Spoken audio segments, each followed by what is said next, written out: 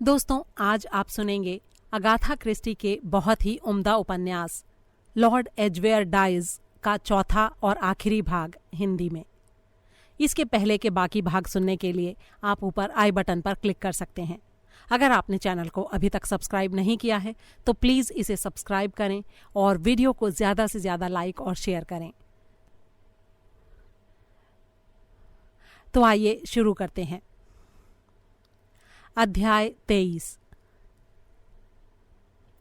पॉयरो ने मेरी बांह थाम ली और मुस्कुराते हुए बोला, चलो हेस्टिंग्स, हम दिन का खाना खाने के लिए बाहर जाएंगे।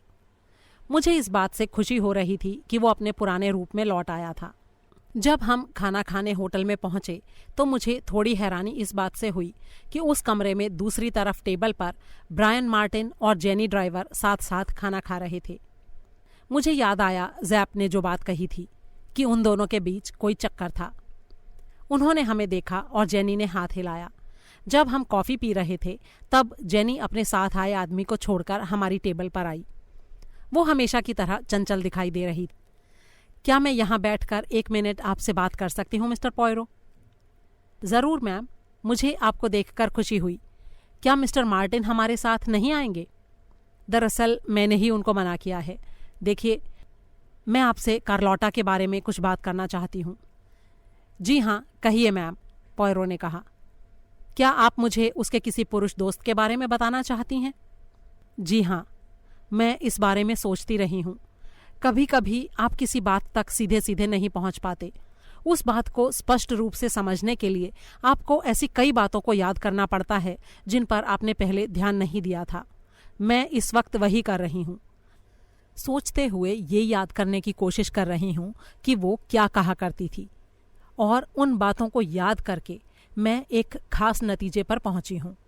मुझे लगता है कि जिस आदमी की वो परवाह करती थी या पिछले कुछ समय से जिसकी परवाह करने लगी थी, वो आदमी था रोनाल्ड मार्श, वही जो अभी अभी लॉर्ड बना है।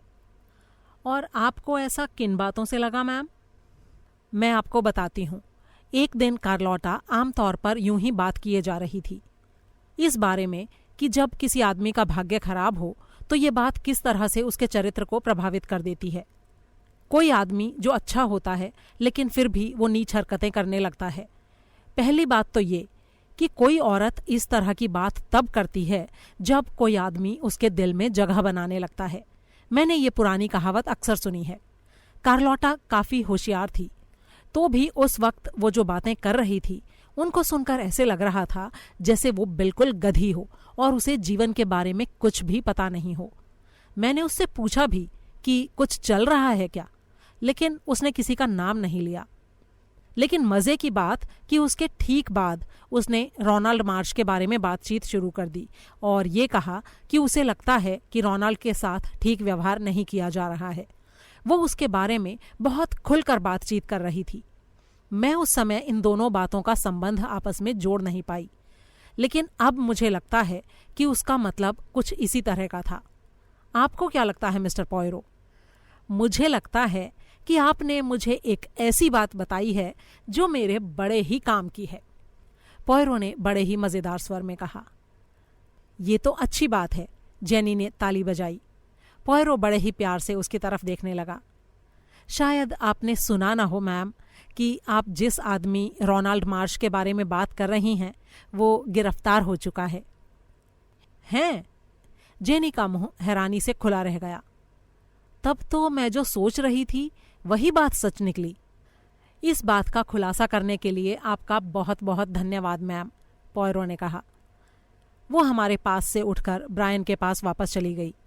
मैंने पॉयरो से कहा, पॉयरो, लगता है इस बात से तुम्हारी जो मान्यता थी वो थोड़ी हिल गई है। बिल्कुल नहीं हेस्टिंग्स, उल्टे और ज्यादा मजबूत हो गई है। ऊपर से मजबूत दिखने की कोशिश के बावजूद मुझे ऐसा लग रहा था कि न जाने क्यों पॉयरो अंदर से थोड़ा हिल गया था। आने वाले कुछ दिनों में उसने एक बार भी एजवेयर के मामले का जिक्र नहीं किया। कभी मैंने उसका जिक्र छेड़ा भी तो उसने टालने वाले अंदाज में हाँ या ना कहकर बात खत्म कर दी। दूसरे शब्दों में कहें तो ऐसा लग रहा था जैसे उसने इस मामले से हाथ धो लिए हों। उसके दिमाग में जो भी चल रहा था, लेकिन उसे मजबूर होकर ये मानना पड़ा था कि उसने जो सोचा था वो बात सही साबित नहीं हुई। उसने पहले उस केस के बारे में जो सोचा था वो सही था और असली अपराधी रोनाल्ड मार्श ही था। लेकिन अब क्योंकि वो पॉयरो द ग्रेट था, इसलिए वो खुलकर ये बात कह नहीं सकता था कि उससे गलती हुई है, और इसीलिए अब वो ऐसा जता रहा था कि इस केस में उसकी कोई खास रुचि नहीं है। उसने अदालती कार्रवाई में भी किसी तरह की दिलचस्पी नहीं दिखाई। वो दूसरे मामलों में खुद को व्यस्त बनाए रखे हुए था और जब भी इस मामले की चर्चा होती तो उसकी तरफ ध्यान ही नहीं देता था। करीब 15 दिनों के बाद जो कुछ हुआ और जिसके बारे में मैंने आखिरी अध्याय में लिखा है, तब जाकर मुझे पता चला कि उसके रुख की मेरी व्याख्या कितनी गलत थी और हमेशा की तरह पॉयरो कितना सही था। यह सुबह के नाश्ते का वक्त था। पॉयरो की प्लेट के पास चिट्ठियों का ढेर लगा हुआ था। वो अपनी लंबी उंगलियों से उनमें से चिट्ठियों को छांट रहा था। अचानक वो खुशी के मारे चिल्ला उठा और उसने एक चिट्ठी उठाई जिसके ऊपर अमेरिका की स्टैंप लगी हुई थी। फिर उसने अपने छोटे से लेटर ओपनर से उस खत को खोला। मैंने उसकी तरफ ध्यान से देखा क्योंकि उस चिट्ठी को देखकर वो बड़ा ही खुश नजर आ रहा था। एक चिट्ठी थी और उसके साथ में कुछ और भी था। पॉयरो ने 2 बार उसे पढ़ा और फिर ऊपर देखा। क्या तुम इसे देखना चाहोगे हेस्टिंग्स? बिल्कुल, यही तो मैं चाहता हूं, मैंने कहा और चिट्ठी उसके हाथ से ले ली। उसमें यह लिखा था, प्रिय मिस्टर पॉयरो, मुझे आपकी प्यार भरी चिट्ठी को पाकर बहुत अच्छा लगा। मुझे इस सब से काफ़ी उलझन लगती रही है। मुझे काफ़ी दुख हुआ और साथ ही इस बात से बड़ी हैरानी भी कि मेरी प्यारी बहन कार्लोटा पर संदेह किया जा रहा है। उसके जैसी प्यारी लड़की कोई हो ही नहीं सकती थी। नहीं मिस्टर पॉयरो, वो ड्रग्स बिल्कुल नहीं लेती थी। मैं ये बात पक्के तौर पर कह सकती हूँ। उसे इस तरह की चीज़ों से डर लगता था। मैंने उसे अक्सर कहते हुए सुना था। अगर उसका उस बेचारे लॉर्ड की मौत से कोई लेना देना था तो वो सिर्फ अनजाने में ही हो सकता था, जो जाहिर है कि मेरी चिट्ठी साबित करती है। मैं आपको असली चिट्ठी भेज रही हूँ क्योंकि आपने मुझसे इसकी मांग की थी। मुझे उसकी लिखी आखिरी चिट्ठी को अपने से जुदा करते हुए तकलीफ बहुत हो रही है, लेकिन मुझे पता है कि आप इस बात का ध्यान रखेंगे और इस चिट्ठी को मुझे वापस भेज देंगे। और जैसा कि आपने कहा कि इससे उसकी मौत से जुड़ी गुत्थी को सुलझाने में मदद मिलेगी, इसलिए मुझे यकीन है कि इसे आपके पास पहुंचना ही चाहिए। आपने मुझसे पूछा है कि क्या कार्लोटा ने अपनी चिट्ठियों में किसी खास दोस्त का जिक्र किया था। उसने कई दोस्तों का जिक्र किया था, लेकिन जिस तरह से उसने ब्रायन एडम्स का जिक्र किया था उस तरह से और किसी का भी नहीं किया था। हम उसको काफ़ी सालों पहले से जानते थे और एक लड़की जेनी ड्राइवर के बारे में भी वो बहुत बातें करती थी। मुझे लगता है कि वो सबसे ज़्यादा इन दोनों से ही मिला करती थी। काश मैं कुछ ऐसा सोच पाती जिससे आपको मदद मिल सके। आपने इतने प्यार और इतनी समझ के साथ लिखा है कि आप जानते हैं कि मैं और कार्लोटा एक दूसरे के लिए क्या मायने रखते थे। सादर आपकी, लूसी एडम्स। ध्यान दें, यहाँ एक अधिकारी चिट्ठी के लिए मेरे पास आया था। मैंने उसे कह दिया कि मैंने वो चिट्ठी आपको पहले ही भेज दी है। ये बात सही तो नहीं थी, लेकिन न जाने क्यों मुझे ये लगा कि पहले आपको ये चिट्ठी देखनी चाहिए। मुझे लगता है कि स्कॉटलैंड यार्ड इस चिट्ठी को कत्ल के खिलाफ सबूत के तौर पर इस्तेमाल करना चाहती है। आप इसे उसके पास लेकर जाएंगे और इसे एक दिन मुझे वापस भी करना है, इस बात को मत भूलिएगा। आप तो जानते ही हैं कि ये मेरी प्यारी बहन की आखिरी चिट्ठी है मेरे लिए। मैंने चिट्ठी नीचे रखते हुए टिप्पणी की, तो तुमने खुद से उसे पत्र लिखा था? तुमने ऐसा क्यों किया पॉयरो? और तुमने कार्लोटा की असली चिट्ठी क्यों मांगी? इस उम्मीद में कि मूल चिट्ठी में शायद कोई ऐसी बात मिल जाए जिससे जो बात मुझे अभी तक समझ नहीं आ रही है वो बात समझ में आ जाए। मैंने उलझन भरे स्वर में कहा, मुझे समझ में नहीं आ रहा है कि चिट्ठी में जो लिखा है तुम उससे क्या निकाल पाओगे। कार्लोटा ने खुद से अपनी काम वाली को ये चिट्ठी दी थी पोस्ट करने के लिए। इसमें कहीं कोई गड़बड़ी नहीं थी। वैसे भी पढ़ने में ये आम चिट्ठियों जैसी ही है। पॉयरो ने गर्दन हिलाई और बोला, हाँ मुझे पता है, इसी वजह से तो ये काम इतना मुश्किल है, क्योंकि हेस्टिंग्स जैसा कि है वो चिट्ठी असंभव थी। क्या मतलब? मुझे कुछ समझ नहीं आया। पॉयरो ने मुझे समझाने वाले अंदाज में कहा, देखो, मैं मानता हूं कई बार मुझसे गलती हो जाती है, लेकिन इस मामले में ऐसा नहीं है। ये साफ दिखाई दे रहा है कि ये चिट्ठी असंभव थी। इस चिट्ठी के बारे में कुछ बातें हैं जो हमसे छूट गई हैं। मैं ये तलाश कर रहा हूं कि वे पहलू हैं क्या। फिर उसने माइक्रोस्कोप से उस चिट्ठी को पढ़ना शुरू कर दिया। जब उसने हर पन्ने को अच्छी तरह से पढ़ लिया तो उसने चिट्ठी मेरी तरफ बढ़ा दी। मुझे तो जाहिर है उसमें कोई गड़बड़ी नहीं दिखाई दे रही थी। चिट्ठी काफ़ी साफ हैंडराइटिंग में लिखी गई थी और एक एक शब्द को बड़े ध्यान से लिखा गया था। पॉयरो ने गहरी सांस ली। इसमें किसी तरह की जालसाजी नहीं लगती है, ये एक ही हाथ की लिखावट है, लेकिन उसके बाद भी मुझे लगता है कि ये असंभव है। इतना कहकर वो बोलते बोलते रुक गया। फिर बेसब्र अंदाज में उसने मुझसे पन्नों की मांग की। मैंने पन्ने उसकी तरफ बढ़ा दिए और वो एक बार फिर से उन्हें ध्यान से देखने लगा। अचानक वो खुशी से चिल्ला उठा। मैं नाश्ते की मेज से उठकर खिड़की से बाहर देख रहा था। उसकी आवाज़ सुनकर मैं तेजी से उसकी तरफ मुड़ा। पॉयरो जोश के मारे कांप रहा था। उसकी आंखें बिल्ली की आंखों की तरह हरी हो गई थीं और उसकी उंगलियां कांप रही थीं। जल्दी आओ, यहां देखो हेस्टिंग्स, ये देखो। मैं उसकी तरफ गया। उसके सामने चिट्ठी का बीच वाला पन्ना रखा था। जब मैंने उसे देखा तो मुझे उसमें कोई भी ऐसी बात नजर नहीं आई जिसे देखकर इतना जोश में आया जाए। ये देखो, बाकी सारे पन्नों के किनारे साफ हैं, लेकिन इसका एक सिरा फटा हुआ है। अब समझ में आया कि मैं क्या कहना चाहता था। इस चिट्ठी में 2 कागज थे, इसका एक पन्ना गायब है।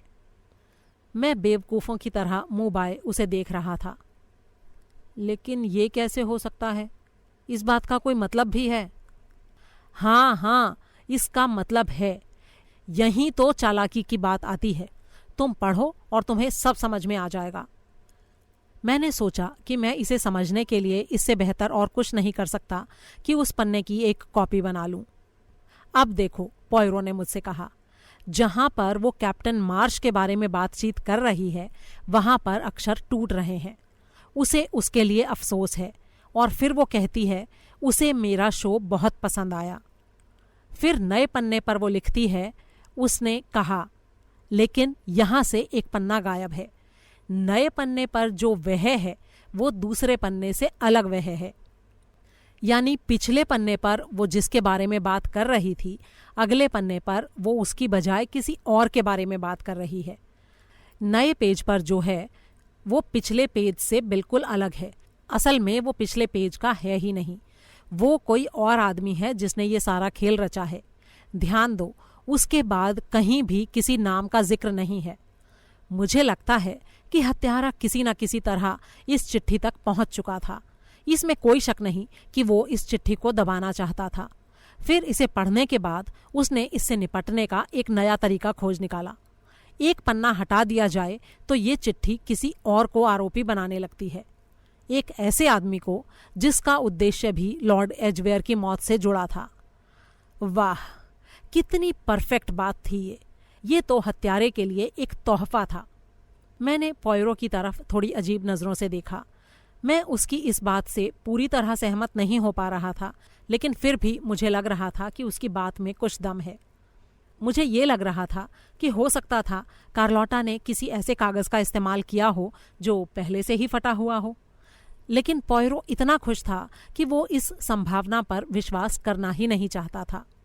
मैंने उसकी इस बात की 1 या 2 मुश्किलों की तरफ उसका ध्यान दिलाया।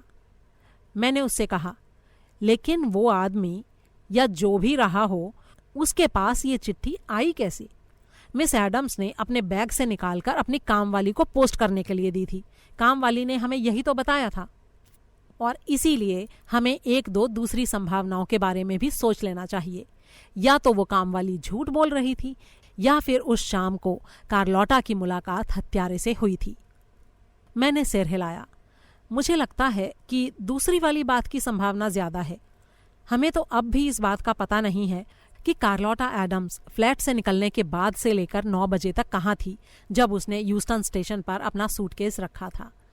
इस बीच में मुझे लगता है कि वे पहले से तय किए गए किसी स्थान पर मिले थे और शायद उन्होंने साथ में कुछ खाया भी होगा।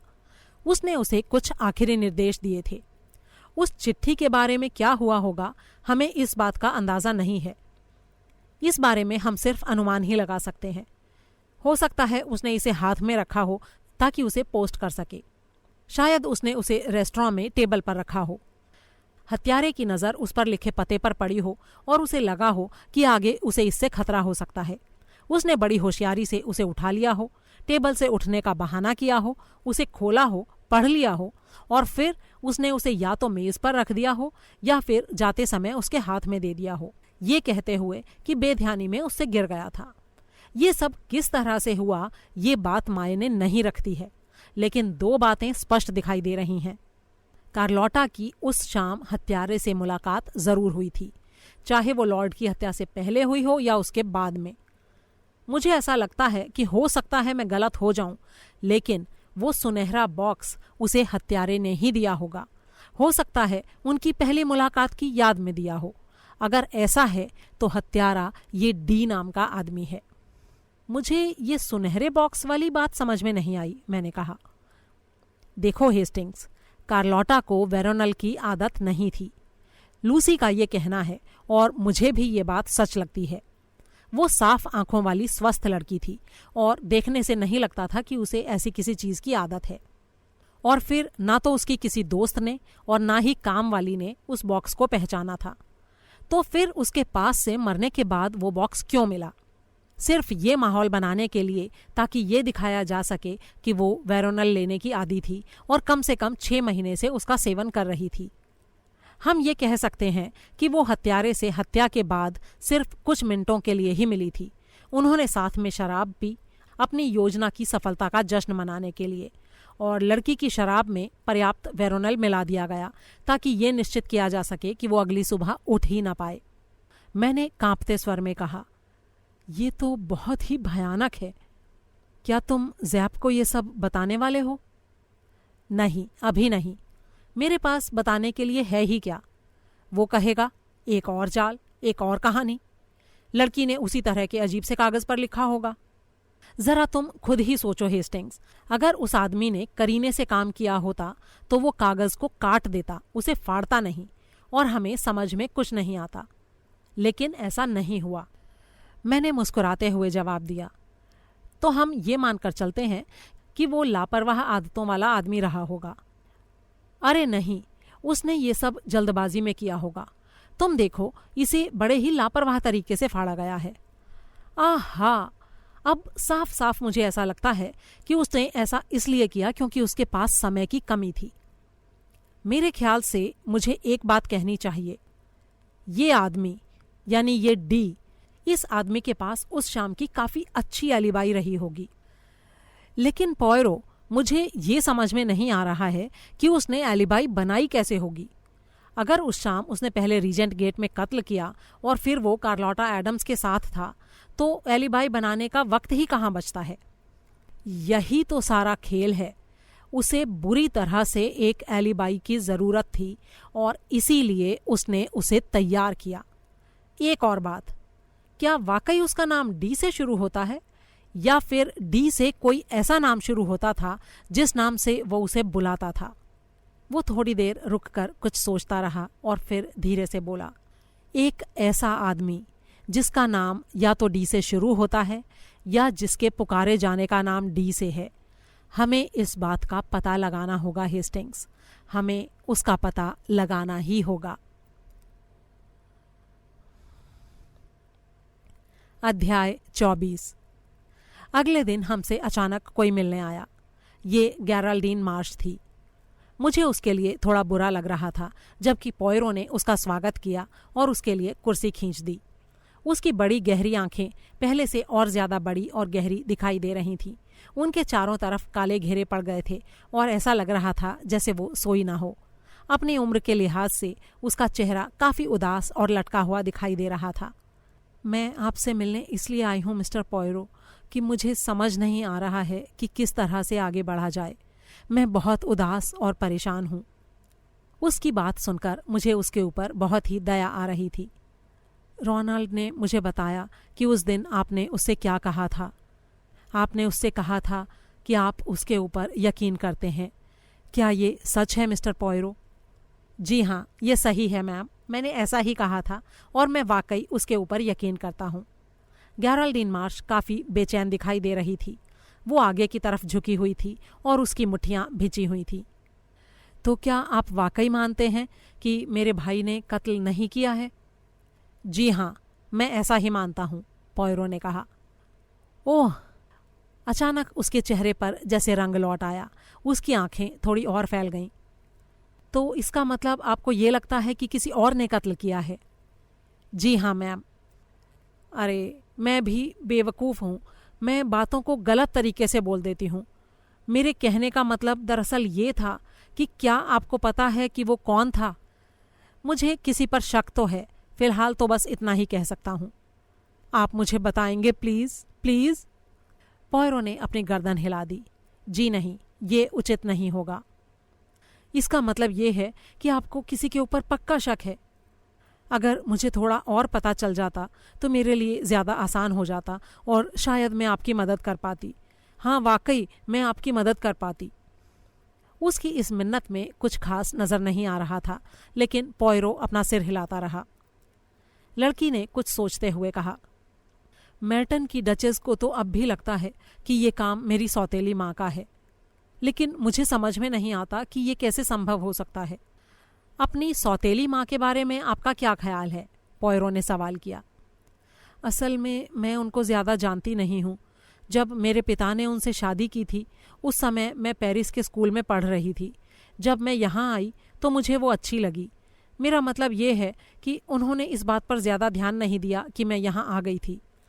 वैसे वो मुझे दिमाग से थोड़ी पैदल और स्वभाव से थोड़ी क्रूर लगी थी। पॉयरो ने सिर हिलाया और पूछा, आपने मेर्टन की डचेस के बारे में कहा, क्या आप उन्हें जानती हैं? जी हाँ, वो मुझे काफ़ी मानती हैं। पिछले 15 दिनों से मैं उनके साथ काफ़ी रही हूँ। ये काफ़ी भयानक था, इतनी तरह तरह की बातें, रिपोर्ट्स, रोनाल्ड का जेल जाना।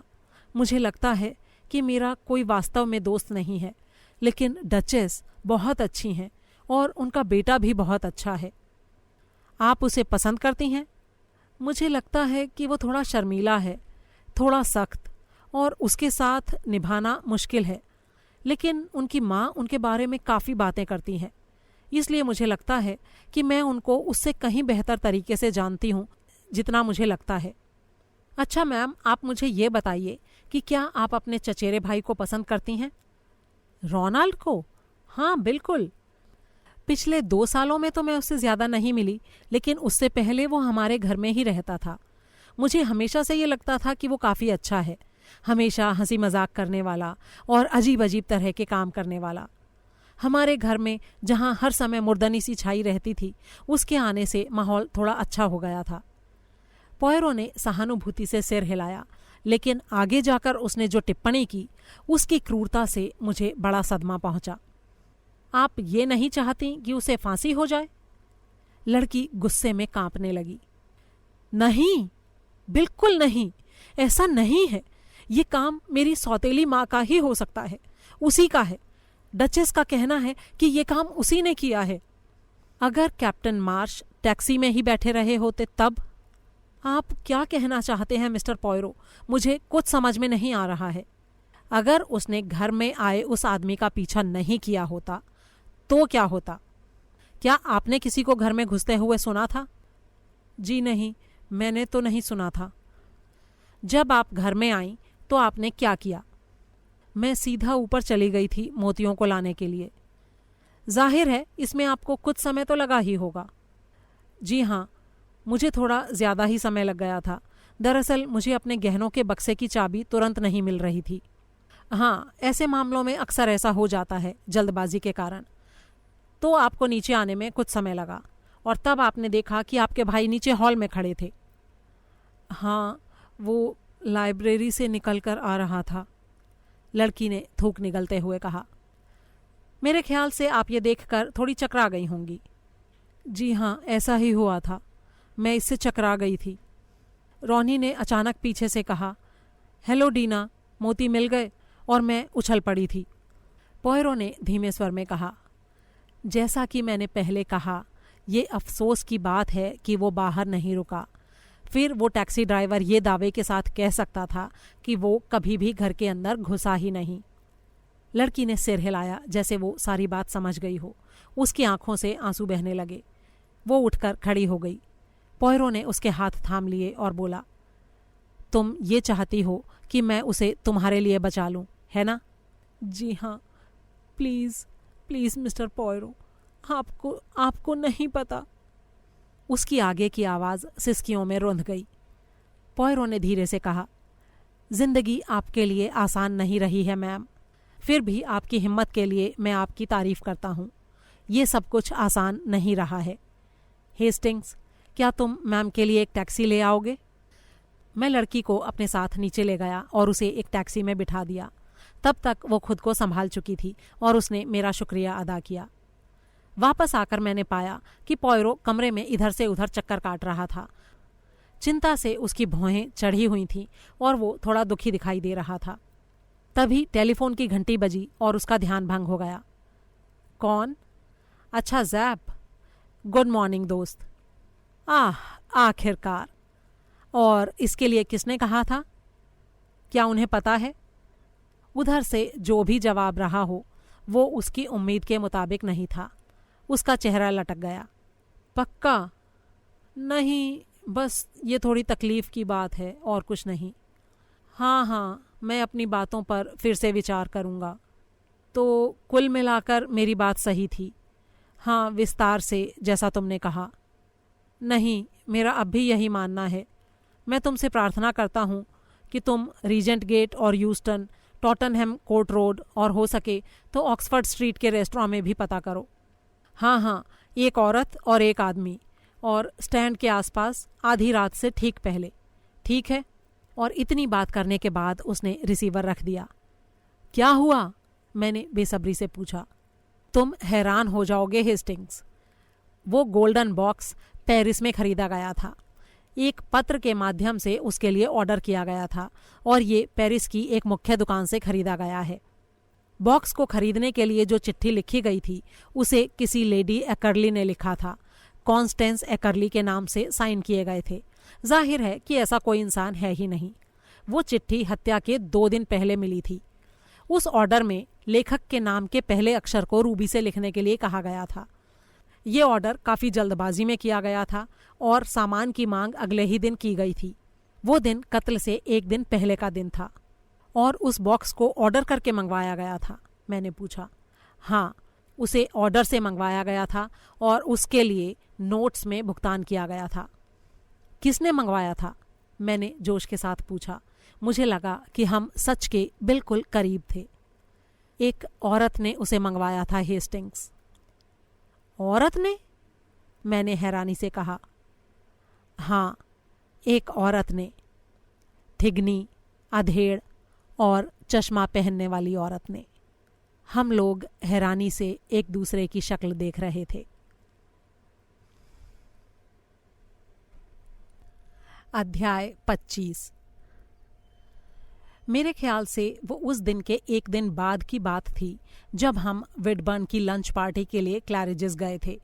ना तो पोयरो और ना ही मैं वहां जाने के लिए कुछ खास उत्साहित थे। सच्चाई ये है कि ये 6ठा इनविटेशन था जो हमें मिला था। मिसेस विडबर्न एक मिलनसार महिला थी और उनको मशहूर लोग पसंद थे। हमारे बार बार मना करने के बावजूद उन्होंने हमें ऐसी तारीखें बताईं जिसके लिए हम मना ही नहीं कर सकते थे।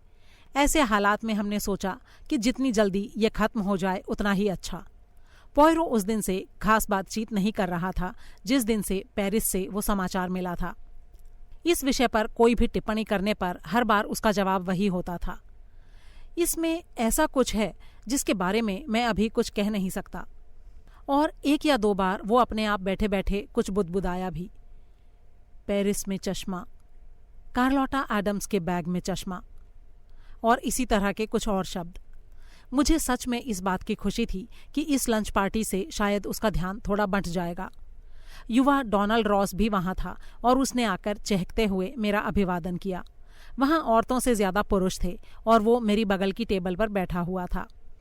जेन विल्किंसन हमारे करीब करीब सामने बैठी थी और उसकी बगल में उसके और मिसेस विडबर्न के बीच मेर्टन के नौजवान ड्यूक बैठे थे। मुझे ऐसा लगा, और हो सकता है कि ये मुझे ही लगा, कि वे वहाँ कुछ असहज महसूस कर रहे थे। जिस तरह के लोगों के बीच ड्यूक बैठे थे वो उनके खास पसंद के नहीं थे। वो काफ़ी दकियानूसी और कुछ हद तक प्रतिक्रियावादी नौजवान थे। उस तरह का आदमी जो गलती से सीधे मध्यकाल से निकलकर यहाँ आ गया हो। पूरी तरह से आधुनिकता के रंग में रंगी जेन विल्किंसन के प्रति उनका लगाव वैसा ही था जैसे उल्टे मजाक प्रकृति अक्सर किया करती है। जेन की सुंदरता और उसकी आवाज़ के जादू को देखते हुए ये कोई हैरानी की बात नहीं थी कि उसने उसे दिल से क्यों चाहा था।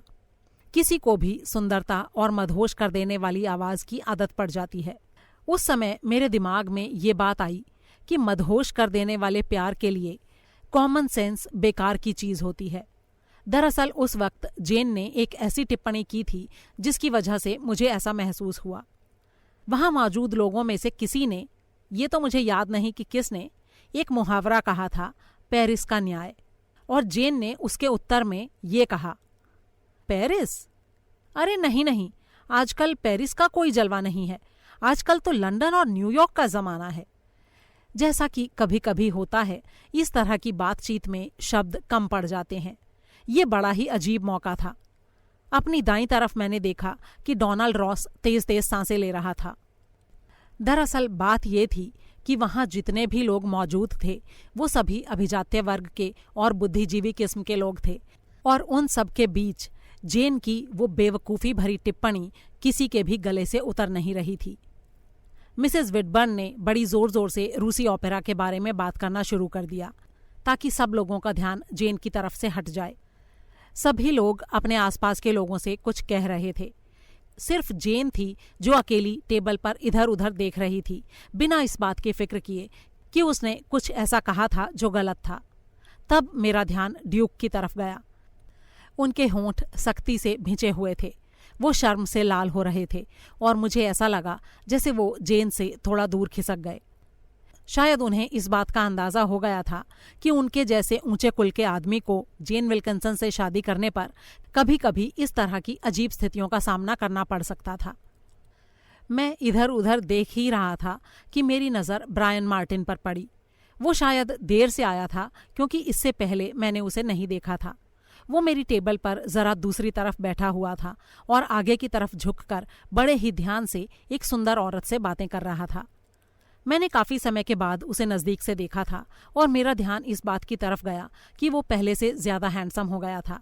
उसके चेहरे की झुर्रियाँ करीब करीब गायब हो चुकी थीं।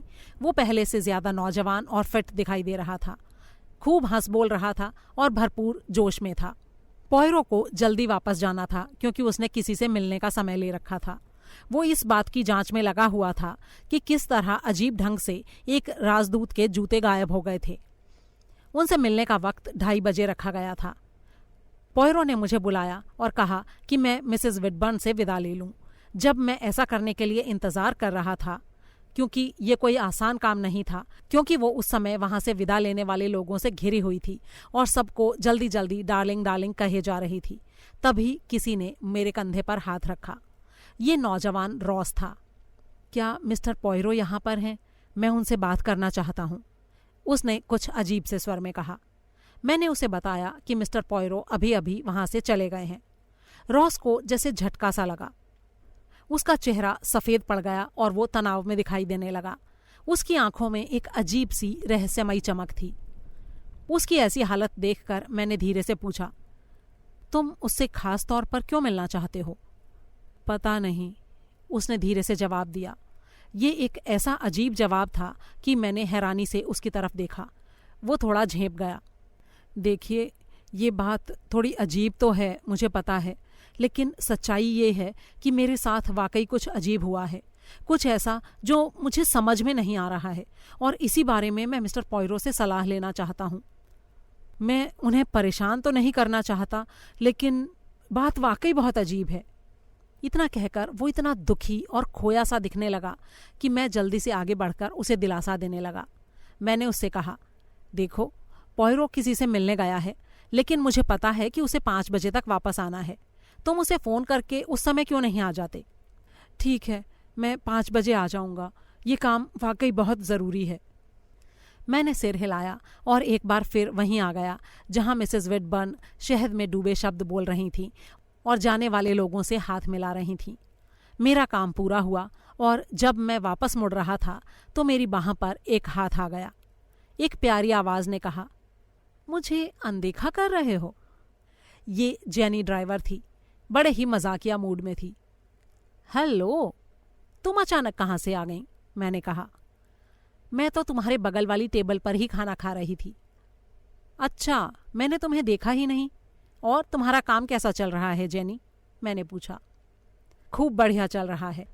मैं आज दोपहर काम से छुट्टी ले रही हूँ और गांव घूमने जा रही हूँ। अच्छी बात है, आज लंदन में काफ़ी भीड़ भाड़ है, मैंने कहा। मैं खुद पार्क में थोड़ी देर आराम से टहलता रहा और करीब 4 बजे घर पहुंचा। पॉयरो तब तक वापस नहीं आया था। 5 बजने में 20 मिनट बाकी थे जब वो वापस आया। वो चहक रहा था और काफ़ी अच्छे मूड में था। लगता है तुमने राजदूत के जूते ढूंढ लिए, मैंने कहा। वो मामला कोकीन की तस्करी के मामले से जुड़ा था हेस्टिंग्स, बड़ा ही कमाल का। मैं पिछले 1 घंटे से एक लेडीज ब्यूटी पार्लर में था। वहाँ एक लड़की थी जिसके बाल घुंघराले थे। तुम्हारे भावुक दिल को वो तुरंत भा जाती। पॉयरो को हमेशा यही लगता था कि मुझे घुंघराले बाल बहुत पसंद थे। मैंने इस बात का जवाब देने की कोई ज़रूरत नहीं समझी। तभी टेलीफोन की घंटी बजी। मैंने फ़ोन की तरफ बढ़ते हुए कहा, यह शायद डोनाल्ड रॉस का फ़ोन है। Donald Ross? किस लिए? ये लड़का मुझे चिस्विक में मिला था। किसी बात के कारण वो तुमसे मिलना चाहता है। मैंने फ़ोन उठाकर कहा, मैं कैप्टन हेस्टिंग्स बोल रहा हूँ। उधर रॉस ही था। अच्छा, तो आप हैं मिस्टर हेस्टिंग्स। क्या मिस्टर पॉयरो आ गए? हाँ, वे आ गए हैं। तुम उनसे फ़ोन पर बात करना चाहते हो या यहाँ आओगे? नहीं, ऐसा कुछ नहीं है, मैं उन्हें फ़ोन पर ही बता देता हूँ। ठीक है, होल्ड करो। पॉयरो ने आगे बढ़कर रिसीवर थाम लिया। मैं इतने नज़दीक खड़ा था कि मुझे भी रॉस की हल्की आवाज़ सुनाई दे रही थी। मिस्टर पॉयरो? उधर से आवाज़ आई। हाँ, मैं बोल रहा हूँ। देखिए, मैं आपको परेशान नहीं करना चाहता, लेकिन कुछ बात है जो मुझे अजीब लग रही है और इसका संबंध लॉर्ड एजवेयर की मौत से है। पॉयरो के शरीर में अचानक तनाव आ गया। वो तनकर खड़ा हो गया और बोला, हाँ बताओ। हो सकता है ये बात आपको बकवास लगे। अरे ऐसा कुछ नहीं है, तुम बताओ तो सही। देखिए, मुझे ना पेरिस में ये बात सूझी। देखिए, और इसी के साथ पीछे से बहुत हल्की एक घंटी की आवाज़ सुनाई दी। 1 मिनट होल्ड करिएगा, रॉस की आवाज़ आई। फिर रिसीवर नीचे रखने की आवाज़। हम इंतज़ार कर रहे थे, पॉयरो रिसीवर पर और मैं पीछे। हमने इंतज़ार किया। 2 मिनट गुजर गए, 3 मिनट, 4 मिनट, 5 मिनट। पॉयरो बेचैनी से घड़ी की तरफ देख रहा था। फिर उसने फ़ोन को रखने से पहले एक्सचेंज से बात की। फिर वो मेरी तरफ मुड़ा। उस तरफ से फ़ोन लाइन अभी तक काटी नहीं गई थी, लेकिन कोई जवाब नहीं दे रहा था। एक्सचेंज वालों ने कोशिश की, लेकिन उन्हें कोई जवाब नहीं मिला। हेस्टिंग्स, जल्दी से फ़ोन बुक में रॉस का पता देखो, हमें तुरंत वहाँ जाना होगा। पॉयरो ने फ़ोन बंद करते हुए बड़ी ही बेचैनी के साथ मुझसे कहा। अध्याय 26। कुछ मिनट के बाद हम टैक्सी में बैठ रहे थे। पॉयरो का चेहरा बड़ा ही गंभीर था। मुझे डर लग रहा है हेस्टिंग्स। कहीं तुम्हारा मतलब ये तो नहीं कि... इतना कहकर मैं बोलते बोलते रुक गया। हम जिस आदमी के पीछे हैं वो अब तक 2 बार हमला कर चुका है। 1 बार और हमला करने से वो रुकेगा नहीं। वो चूहे की तरह अपने जीवन को बचाता हुआ चल रहा है। अगर रॉस उसके लिए कोई खतरा पैदा करता होगा तो रॉस को भी रास्ते से हटा दिया जाएगा।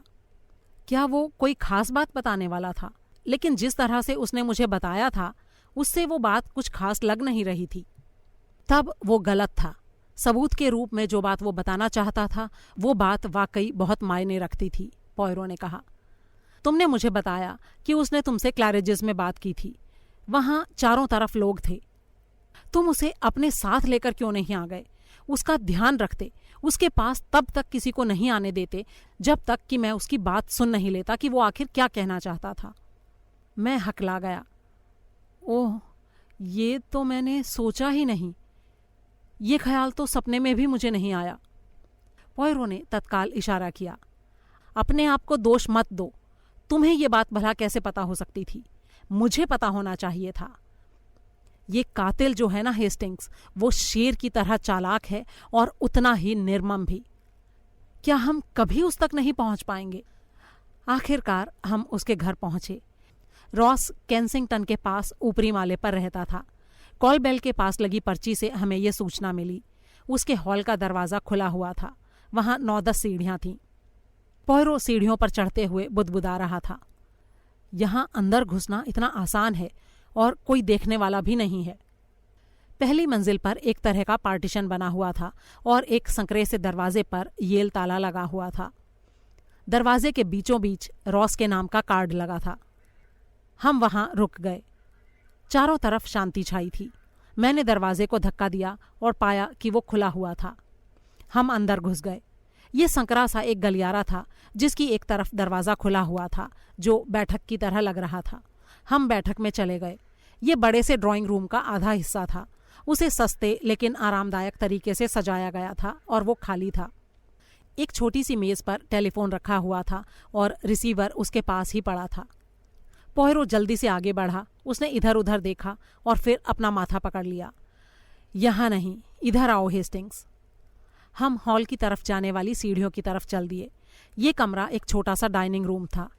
टेबल की एक तरफ एक दूसरी टेबल पर रॉस का शव औंधा पड़ा हुआ था। पॉयरो उसके ऊपर झुक गया। ये मर चुका है। इसकी भी खोपड़ी के पीछे चाकू मारा गया है। बड़ी देर तक दोपहर की घटनाएं मेरे दिमाग में किसी बुरे सपने की तरह घूमती रहीं। मैं उस जिम्मेदारी से मुक्त हो ही नहीं पा रहा था।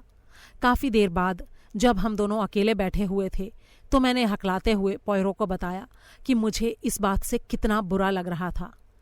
उसने तुरंत जवाब दिया, नहीं नहीं हेस्टिंग्स, खुद को इल्ज़ाम मत दो। तुम्हें भला इस बात का शक कैसे हो सकता था? जब पुलिस वाले आकर पूछताछ कर रहे थे तो पॉयरो अलग थलग खड़ा था। उसकी आंखों में एक सोचने वाली चमक थी। उसने धीरे से मुझे कहा, हमारे पास पछतावे में बर्बाद करने के लिए वक्त नहीं है हेस्टिंग्स। जिस आदमी की मौत हुई है वो हमें कुछ बताना चाहता था और अब हमें इस बात का पता चल चुका है कि वो बात बड़े ही काम की थी, वरना उसका कत्ल नहीं हुआ होता। चूंकि वो हमें ये बात बता नहीं पाया इसलिए हमें अनुमान लगाना होगा। अगर जरा सा भी सुराग मिल जाए तो हमें कोई ना कोई रास्ता मिल जाएगा। मैंने कुछ सोचते हुए कहा, पेरिस। पॉयरो ने गहरी नज़रों से मेरी तरफ देखा और बोला, हाँ पेरिस। इस पूरे केस में पेरिस का जिक्र कई बार आया है, लेकिन दुर्भाग्य से हर बार अलग अलग प्रसंग में। उस सुनहरे बॉक्स पर पेरिस खुदा हुआ था। पिछले नवंबर में मिस एडम्स वहां गई थी। शायद तब रॉस भी वहां था। क्या कोई और भी था जिसे रॉस जानता था, जिसे उसने मिस एडम्स के साथ कुछ अजीब हालात में देखा हो? इस बारे में भला हम क्या कह सकते हैं, मैंने कहा। लेकिन हम जान सकते हैं, हमें जानना ही होगा। इंसानी दिमाग की सीमा असंभव होती है। इस केस में पेरिस का और क्या संदर्भ आया है?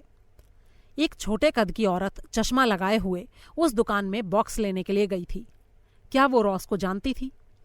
जब ये अपराध हुआ उस समय मेर्टन के ड्यूक भी पेरिस में थे। हर तरफ बार बार घूम घूम कर पेरिस सामने आ जाता है। लॉर्ड एजवेयर भी पेरिस जाने वाले थे। वहां हमारे लिए जरूर कुछ है। क्या उनको इसीलिए मार डाला गया ताकि उन्हें पेरिस जाने से रोका जा सके? पॉयरो फिर से अपनी कुर्सी पर बैठ गया। उसकी भौहें तनी हुई थीं। वो गुस्से में अपनी सोच के तारों को जोड़ रहा था। फिर वो फुसफुसाया, लंच के समय क्या हुआ था हेस्टिंग्स? डोनाल्ड रॉस की बातों से ये तो लग रहा था कि उसके पास जो जानकारी थी वो मायने रखती थी, लेकिन उसको इस बात का अंदाजा नहीं था कि ये बात कितनी मायने रखती थी। क्या उस समय वहां फ्रांस का कोई जिक्र आया था या पेरिस का? मेरा मतलब है कि तुम्हारी टेबल पर। हाँ, पेरिस का जिक्र आया तो था, लेकिन संदर्भ दूसरा था, मैंने कहा। फिर मैंने उसे जेन विल्किंसन की गलतफहमी के बारे में बताया। उसने कुछ सोचते हुए कहा, इससे कुछ तो समझ में आता है। पेरिस शब्द अपने आप में ही काफ़ी है। उसका नाम किसी और संदर्भ में लिया गया, लेकिन वो कोई और बात थी। रॉस उस वक्त क्या कर रहा था, किसे देख रहा था, क्या बोल रहा था, उसने कौन से शब्द बोले, क्या तुम मुझे याद करके बता सकते हो? वो स्कॉटिश लोगों के अंधविश्वास के बारे में बातचीत कर रहा था, मैंने कहा। और उसकी आंखें किसकी तरफ थीं? मैं पक्के तौर पर तो नहीं कह सकता, लेकिन मेरे ख्याल से शायद वो उस तरफ देख रहा था जिस तरफ मिसेस वुडबर्न बैठी थी। उनके बगल में कौन बैठा था? मेर्टन के ड्यूक, जेन विल्किंसन और कुछ ऐसे लोग थे जिनको मैं नहीं जानता था। ड्यूक। ये बात असंभव है कि जब उसने पेरिस शब्द बोला उस समय वो ड्यूक की तरफ देख रहा हो। जिस समय अपराध हुआ था उस समय ड्यूक या तो पेरिस में थे या उस समय उन्हें वहां होना था। अचानक रॉस को कुछ ऐसा याद आया हो जो ये बताता हो कि ड्यूक उस समय पेरिस में नहीं थे। माय डियर पॉयरो, तुम्हारी सोच कहाँ कहाँ तक जा रही है। तुमको ये बात अजीब लग सकती है हेस्टिंग्स, किसी को भी अजीब लग सकती है, लेकिन क्या ड्यूक के पास हत्या का कोई मकसद था? हाँ, काफी हद तक था, लेकिन ये सोचना कि उन्होंने कत्ल किया होगा बड़ा अजीब लगता है। वो इतने जाने माने इंसान हैं कि ऐसा सोचना ही गलत होगा कि उन्होंने ऐसा काम किया होगा। अच्छा ये बताओ हेस्टिंग्स कि जब ये पेरिस शब्द का प्रयोग हुआ था तो क्या रॉस ने कुछ कहा था? हाँ, ये तो मुझे अच्छी तरह याद है, मैंने कहा। उसने तेजी से सांस अंदर खींची थी। और उसके बाद उसने जब तुमसे बात की तो वो उलझन में पड़ा हुआ लग रहा था। हाँ बिल्कुल। तो इसका मतलब ये हुआ कि उस समय उसके दिमाग में कोई बात आई और उसे वो बात अजीब लगी और इसीलिए वो उसे बोलने में झिझक रहा था। उसने सोचा कि वो इस बात को पहले मुझे बताएगा, लेकिन अफसोस कि तब तक मैं वहां से जा चुका था। काश उसने मुझे ही कुछ बता दिया होता, मैंने कहा। हाँ, उस वक्त तुम्हारे आसपास कौन था हेस्टिंग्स? बहुत से लोग थे। वे सभी मिसेस वुडबर्न को अलविदा कह रहे थे। मैंने इस बात पर कोई खास ध्यान नहीं दिया था। पॉयरो फिर से अपनी कुर्सी से खड़ा हो गया। क्या मैं पूरी तरह से गलत हूं? क्या मैं हर वक्त गलत था? इतना कहते हुए वो फिर से टहलने लगा। मैंने उसकी तरफ सहानुभूति से देखा। उसके दिमाग में क्या चल रहा था मुझे नहीं पता। ज़ैप हमेशा कहता था कि वो घोंघे की तरह अपने खोल में बंद रहता है, और मुझे केवल इतना समझ में आ रहा था कि इस समय वो अपने आप से लड़ रहा था। ये कत्ल रोनाल्ड मार्श के ऊपर साबित नहीं हो सकता किसी भी तरह से, मैंने कहा। इस समय मेरी चिंता का कारण वो नहीं है, पॉयरो ने कहा। अचानक वो फिर से बैठ गया। मैं पूरी तरह से गलत नहीं हो सकता हूँ हेस्टिंग्स। तुमको याद है मैंने खुद से एक बार 5 सवाल पूछे थे? हाँ, हमारे बीच कुछ इस तरह की बात हुई तो थी, मैंने कहा। वे 5 सवाल थे कि लॉर्ड एजवेयर ने तलाक के मामले में अपना रुख क्यों बदला था, उस चिट्ठी का क्या मतलब था जो उसने अपनी बीवी को लिखी थी और जो उसे कभी मिली नहीं थी, उस दिन उसके चेहरे पर गुस्सा क्यों झलक रहा था जब हम उसके घर से निकल रहे थे, कार्लोटा एडम्स के बैग में चश्मा क्यों था, उस दिन चिस्विक में लेडी एजवेयर को किसने फ़ोन किया और फिर फ़ोन क्यों काट दिया। हाँ, मुझे याद आया, यही सवाल थे, मैंने कहा। देखो हेस्टिंग्स, मेरे ख्याल से मैं शुरू से ही जानता हूं कि इस सब के पीछे कौन है। इनमें से 3 सवालों के जवाब मैं दे चुका हूं और उनके जवाब मेरी इस बात के मुताबिक ही हैं, लेकिन 2 सवालों के जवाब मैं नहीं दे पाया हूं। इतना कहकर वो उठा और अपनी मेज पर जाकर दराज खोलकर उसने वो चिट्ठी बाहर निकाली जो लूसी एडम्स ने अमेरिका से भेजी थी। पॉयरो ने ज़ैप से कहकर वो चिट्ठी कुछ दिन के लिए अपने पास रख ली थी और ज़ैप मान गया था। पॉयरो ने उसे मेज पर अपने सामने फैलाकर रखा और उसके ऊपर झुक गया। धीरे धीरे काफी समय गुजर गया। मैंने उबासी ली और पढ़ने के लिए एक किताब हाथ में उठा ली। मुझे नहीं लग रहा था कि पॉयरो की इस पड़ताल का कोई नतीजा निकलने वाला था। हम 20 बार उस चिट्ठी को पहले देख चुके थे, ये मानते हुए कि वो रोनाल्ड मार्श नहीं था जिसके बारे में चिट्ठी में लिखा गया था। उससे ये नहीं पता चलता था कि वो कौन हो सकता था। मैं अपनी किताब के पन्ने पलटने लगा। शायद मुझे नींद आ गई। अचानक पॉयरो धीरे से चिल्लाया। मैं उठकर बैठ गया। वो मुझे अजीब सी नजरों से देख रहा था। उसकी आंखें बुरी तरह से चमक रही थीं। हेस्टिंग्स, हेस्टिंग्स, क्या हुआ? क्या तुम्हें याद है मैंने तुम्हें ये कहा था कि अगर वो आदमी होशियार होता तो उसने इस पन्ने को काट डाला होता, वो इसे फाड़ता नहीं। हाँ याद है। तो मैं गलत था। इस अपराध में शुरू से ही सब कुछ बड़े करीने से हुआ है। पन्ने को फाड़ा ही जाना था, काटा जाना ही नहीं था। तुम खुद ही देखो। मैंने चिट्ठी को देखा। अब देखो। मैंने फिर से देखा, लेकिन मुझे फिर भी कुछ समझ नहीं आया। पॉयरो ने धीमी आवाज में कहा, मैं बेवकूफ हूं। इतने दिनों तक मैं अंधा बना रहा, लेकिन अब मुझे सब कुछ समझ में आ गया है। अध्याय 27। 1 मिनट के बाद उसका मूड बदल गया। वो खड़ा हो गया। मैं भी खड़ा हो गया। मेरी समझ में तो कुछ नहीं आ रहा था, लेकिन मैं चाहता था कि मुझे कुछ समझ आए। लेकिन पॉयरो बताने के मूड में नहीं था। हम एक टैक्सी लेंगे, अभी सिर्फ 9 बजे हैं।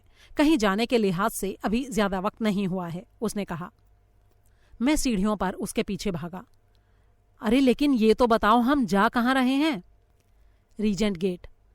इतना कहकर वो फिर से चुप हो गया। मैं समझ गया कि फिलहाल मेरा चुप रहना ही बेहतर है। पॉयरो उस समय सवालों के जवाब देने के मूड में कतई नहीं था।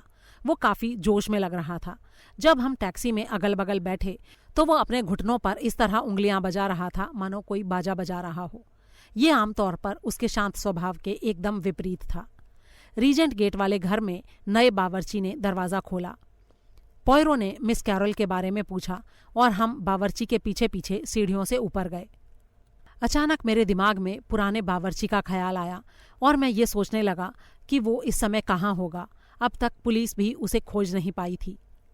अचानक ये सोचकर मुझे कंपकंपी आ गई कि कहीं वो भी मर तो नहीं चुका है। सामने मिस कैरोल को देखकर मैं अपने ख्यालों की दुनिया से बाहर निकला। वो पॉयरो को देखकर हैरानी में थी। पॉयरो ने उसका अभिवादन करते हुए कहा, मुझे आपको अब भी यहाँ देखकर खुशी हुई मैम। मुझे लग रहा था कि आप भी ज्यादा दिन तक इस घर में नहीं रहेंगी। गैरोल्डीन मेरे जाने के बारे में सुनना भी नहीं चाहती। उसने मुझसे विनती की कि मैं ना जाऊं, और ऐसे समय में उस बेचारी को वैसे भी किसी के साथ की ज़रूरत है।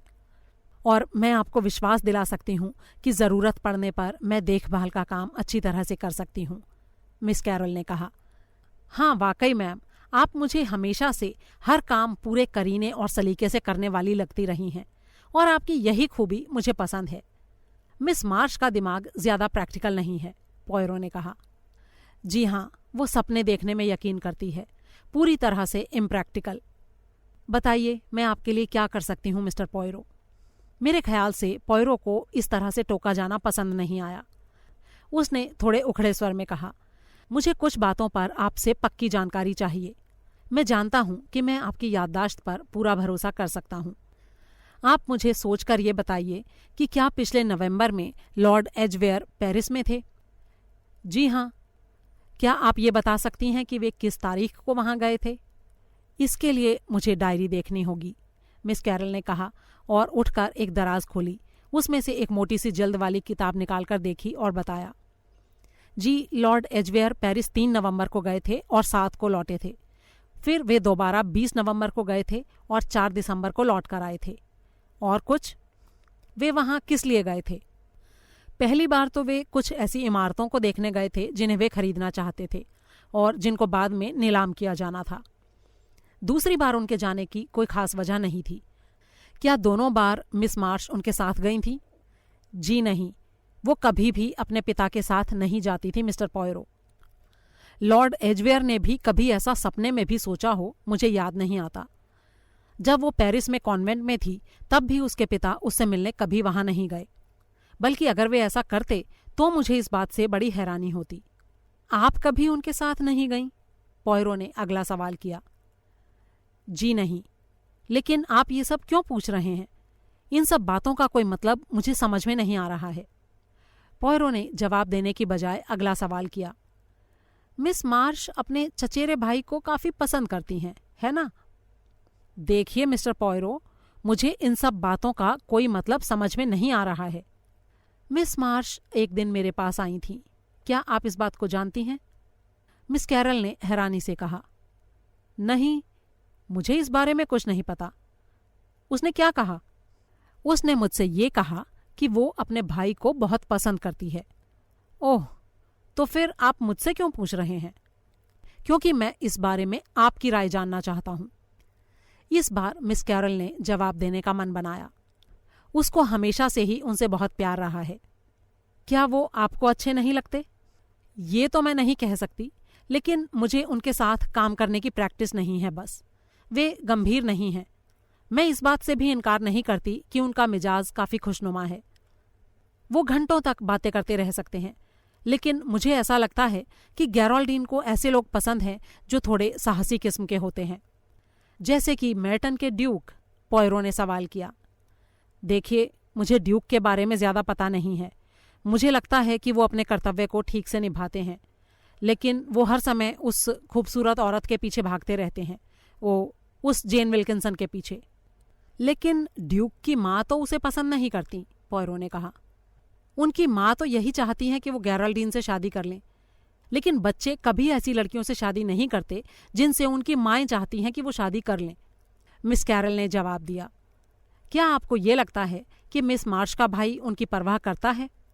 देखिए, वो जिस जगह पर है वहाँ इस बात से कोई फर्क नहीं पड़ता कि वो परवाह करता है या नहीं। क्या आपको लगता है कि वो कातिल हो सकता है? जी नहीं, मुझे नहीं लगता कि कत्ल उसने किया है।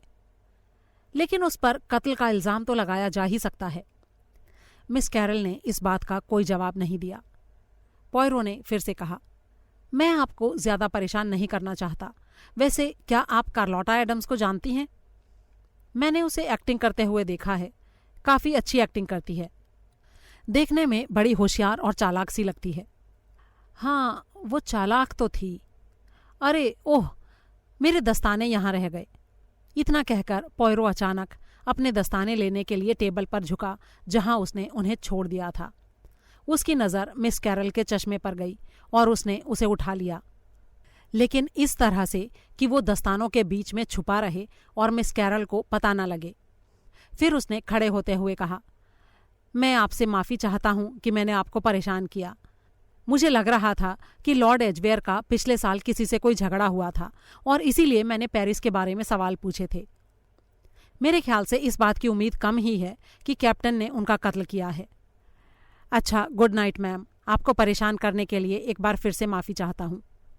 जब हम दरवाजे तक पहुँच गए तो पीछे से मिस कैरल की आवाज़ सुनाई दी, मिस्टर पॉयरो, ये मेरा चश्मा नहीं है। मुझे इससे कुछ भी दिखाई नहीं दे रहा है। पॉयरो ने घूमकर उसकी तरफ देखा। ओह, लगता है मुझसे गलती हो गई। मेरी जेब से मेरा अपना चश्मा गिर गया था। जब मैं अपने दस्ताने उठा रहा था तो शायद मैंने गलती से आपका चश्मा उठा लिया। मैं पहचान नहीं पाया, दोनों एक जैसे ही लगते हैं।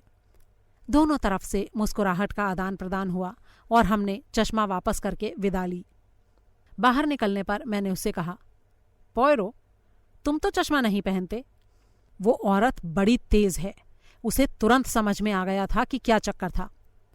ये वही चश्मा था जो मुझे कार्लोटा एडम्स के बैग में मिला था।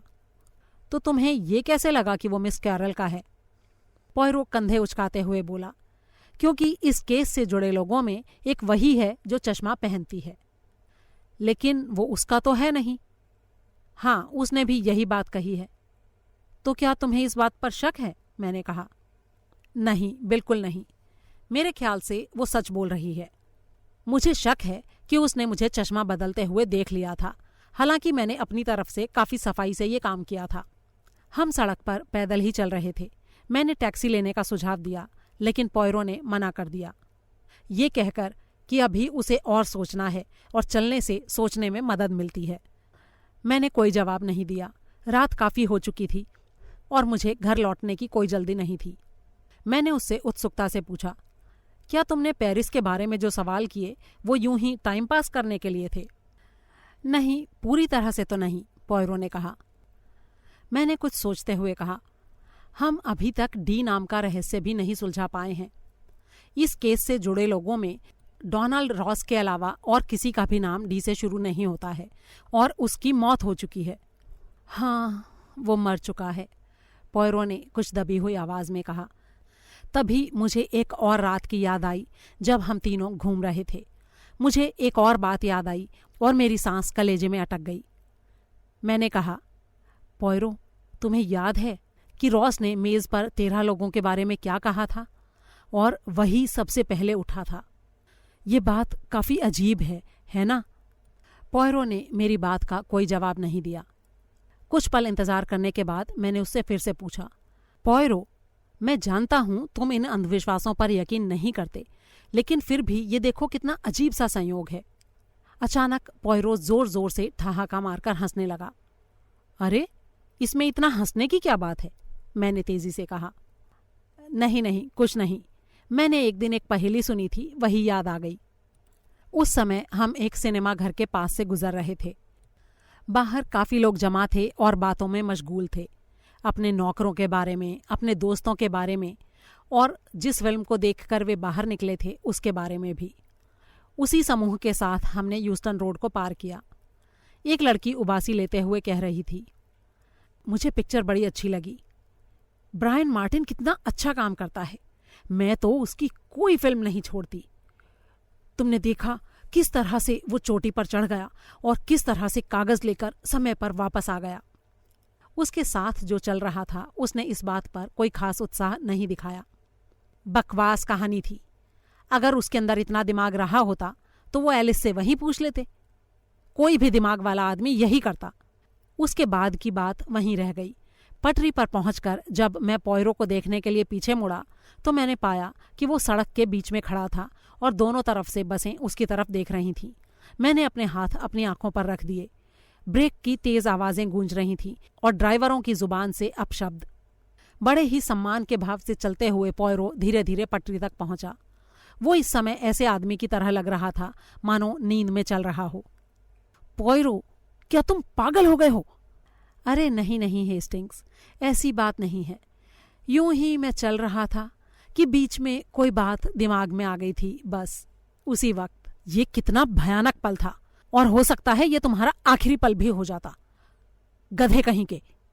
कोई फर्क नहीं पड़ता हेस्टिंग्स, बिल्कुल फर्क नहीं पड़ता। अब मुझे मेरे 5 सवालों के जवाब मिल गए हैं, इतनी आसानी से, बच्चों जैसे आसान। 5 सवालों के जवाब। और इतना कहकर वो चुप हो गया।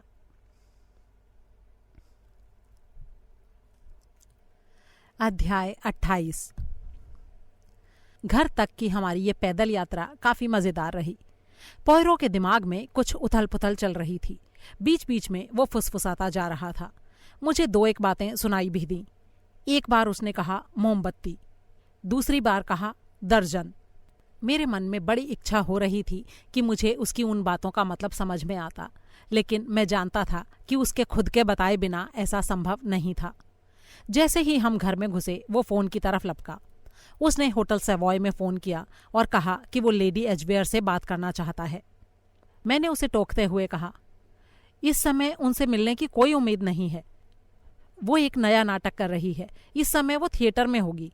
10:30 बजे हैं अभी। पॉयरो ने मेरी बात पर कोई ध्यान नहीं दिया।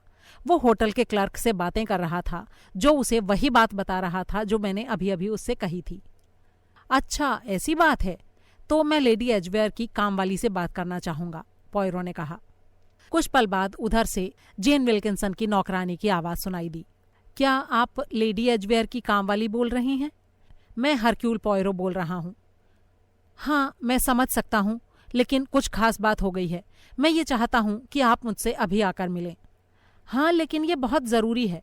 मैं अपना पता बताता हूँ, ध्यान से सुनिए। पॉयरो ने 2 बार पता दोहराया और फिर फोन का रिसीवर नीचे रख दिया। चक्कर क्या है? क्या कुछ पता चला है? मैंने पूछा। अभी नहीं हेस्टिंग्स, लेकिन वो हमें बताएगी। वो भला क्या बताएगी? किसी खास व्यक्ति के बारे में। क्या जेन विल्किंसन के बारे में? अरे, उसके बारे में तो मुझे सब पता है। उसे तो मैं पहले से ही अच्छी तरह जानता हूं, पॉयरो ने कहा। तब फिर किसके बारे में? पॉयरो मुझे देखकर चिढ़ाने वाले अंदाज में हंसा, फिर चुपचाप कमरे को ठीक ठाक करने लगा। 10 मिनट के बाद काम वाली बाई वहां आ गई।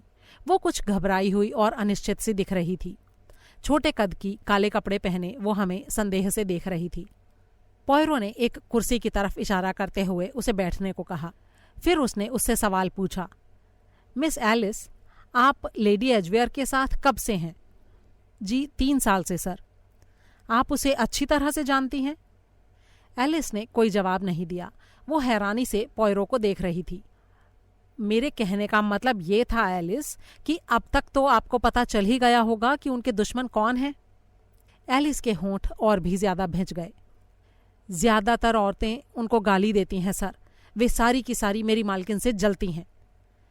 अच्छा, औरतों को वो पसंद नहीं है? नहीं सर, दरअसल मेरी मालकिन इतनी सुंदर हैं और फिर जब भी वो जो चाहती हैं वो उन्हें मिल जाता है। थिएटर की दुनिया में कंपटीशन बहुत है। और मर्दों के बारे में तुम्हारा क्या कहना है? पॉयरो ने पूछा। एलिस के होठों पर एक मुस्कान तैर गई। वो मर्दों से जो चाहे मनवा लेती हैं, यही सच्चाई है। पॉयरो ने मुस्कुराते हुए कहा, हाँ, मैं आपकी बात से सहमत हूं, लेकिन फिर भी ऐसा करने के लिए मैं ये कल्पना कर सकता हूं कि हालात ऐसे हो गए हैं। इतना बोलते बोलते वो रुक गया और उसने बात बदल दी। अच्छा, आप उस फिल्म एक्टर ब्रायन मार्टिन को जानती हैं? जी हाँ सर। बहुत अच्छी तरह? जी हाँ, बहुत अच्छी तरह।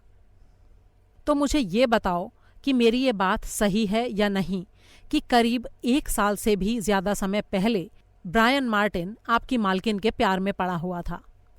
आप मुझसे पूछें सर, तो था नहीं, अभी भी पड़ा हुआ है। क्या उसे एक समय ऐसा लगता था कि वो उससे शादी कर लेगी? जी हाँ सर। क्या उसने कभी गंभीरता से उससे शादी करने के बारे में सोचा था? हाँ, उन्होंने सोचा था सर। अगर उनको लॉर्ड से मुक्ति मिल जाती तो वो जरूर उनसे शादी कर लेती। लेकिन उससे पहले ही मेर्टन के ड्यूक उसके जीवन में आ गए। जी हाँ सर, वे अमेरिका में घूमने आए थे। ये पहली नज़र का प्यार था और इसी कारण ब्रायन मार्टिन का पत्ता कट गया। जी हाँ, जाहिर है मिस्टर मार्टिन के पास पैसा तो बहुत था, लेकिन ड्यूक के पास रुतबा भी था और मेरी मालकिन रुतबे का बहुत ध्यान रखती हैं। ड्यूक से शादी करके वो देश के ऊंचे दर्जे की महिलाओं में शामिल हो जाती। काम वाली की आवाज में संतोष का भाव था। मुझे इस बात से थोड़ी हैरानी हुई। पॉयरो ने अगला सवाल किया, तो ब्रायन मार्टिन तो इस बात से काफी नाराज हो गया होगा? जी हाँ, उसे कुछ बुरा तो जरूर लगा होगा सर। एक बार उसने मेरी मालकिन को रिवॉल्वर दिखाकर धमकी दी थी। मैं इस बात से थोड़ा डर भी गई थी। वो शराब भी काफी पीने लग गया था। और फिर उसके बाद सब कुछ शांत हो गया? पॉयरो ने पूछा। लगता तो ऐसा ही था सर, लेकिन न जाने क्यों मुझे अभी भी लगता है कि उसके अंदर कुछ भाव बाकी है। मुझे उसकी आंखों को देखकर अच्छा नहीं लगता। मैंने मैडम को इस बारे में बताया भी था, लेकिन वो हंसने लगी। वो इस तरह की औरत हैं जिनको अपनी ताकत में आनंद आता है। मेरे ख्याल से आप समझ रहे होंगे कि मेरा क्या मतलब है। हाँ, मैं आपका मतलब अच्छी तरह से समझ रहा हूँ, पॉयरो ने कहा। लेकिन आप ये सब पूछ क्यों रहे हैं सर? क्या आपको लगता है कि मेरी मालकिन को कोई खतरा है? पॉयरो ने बड़ी ही गंभीरता से जवाब दिया। हाँ, मुझे लगता है कि उसके ऊपर बहुत बड़ा खतरा है, लेकिन ये खतरा उसने खुद मोल लिया है। पॉयरो का हाथ गमले की तरफ था। उसने एक गमले से एक गुलाब को पकड़ा और उसे खींचा। उसका सारा पानी एलिस के ऊपर गिर गया। मैं जानता था कि पॉयरो कभी कभी बेढंगी हरकतें करता है, लेकिन इस बात से मुझे यही समझ में आया कि उसके दिमाग में शायद कुछ ज्यादा ही उथल पुथल चल रही थी। पानी गिरा देखकर वो परेशान हो गया और तौलिया लेने दौड़ा। उसने काम वाली के कपड़ों को पोंछने में मदद की और उससे बार बार माफी मांगी। आखिरकार उसने उसे शुक्रिया कहा और उसे दरवाजे तक विदा करने गया। उसने घड़ी देखते हुए कहा, अभी काफी वक्त है, अपनी मालकिन के आने से पहले आप वापस पहुंच जाएंगी। कोई बात नहीं सर, वो वैसे भी रात के खाने के लिए बाहर जाने वाली थी और फिर वो मुझसे ये उम्मीद भी नहीं करती हैं कि मैं उनके लिए बैठी रहूं जब तक वो ये ना कहें कि कोई खास बात है। अचानक पॉयरो आगे बढ़ा और बोला, माफ कीजिएगा मैम, लेकिन आप कुछ कांप रही हैं शायद। नहीं, कुछ खास नहीं मिस्टर पॉयरो, मेरे पैरों में दर्द है। क्या बीवाई हो गई है? पॉयरो ने धीरे से कहा। जी हाँ सर, बीवाई ही है। पॉयरो ने उसे एक खास इलाज बताया जो उसके अनुसार इसमें कारगर साबित होता। उसके बाद एलिस वहां से चली गई। मैं काफी उत्सुक था। मैंने पूछा, क्या पता चला पॉयरो? मेरी बेचैनी को देखकर वो मुस्कुरा दिया। आज शाम के लिए तो कुछ खास नहीं मेरे दोस्त। कल सुबह हम जैप को फोन करेंगे और उससे कहेंगे कि वो यहाँ आए। हम ब्रायन मार्टिन को भी फ़ोन करेंगे। मुझे लगता है कि वो हमें कुछ मज़ेदार बातें बताएगा और उसके साथ ही मेरे ऊपर उसका जो कर्जा है मैं वो भी उतार दूंगा। क्या वाकई? मैंने हैरानी से पूछा। पॉयरो बिना कोई जवाब दिए अजीब ढंग से मुस्कुराता रहा। मैंने कुछ चिढ़ते हुए कहा, और ये तुम क्या अजीब सी हरकतें कर रहे थे पॉयरो?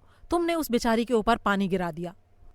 पॉयरो ने मेरी बात पर कोई ध्यान नहीं दिया और टेबल से एक चीज़ उठाकर मेरी तरफ बढ़ा दी और बोला, ये देखो, एलिस चश्मा पहनती है। वो इसे पीछे छोड़ गई है। बकवास। जब वो गई थी उस समय उसका चश्मा उसकी नाक पर था। पॉयरो ने बड़े ही मज़े से गर्दन हिलाई और बोला, बिल्कुल गलत मेरे प्यारे हेस्टिंग्स।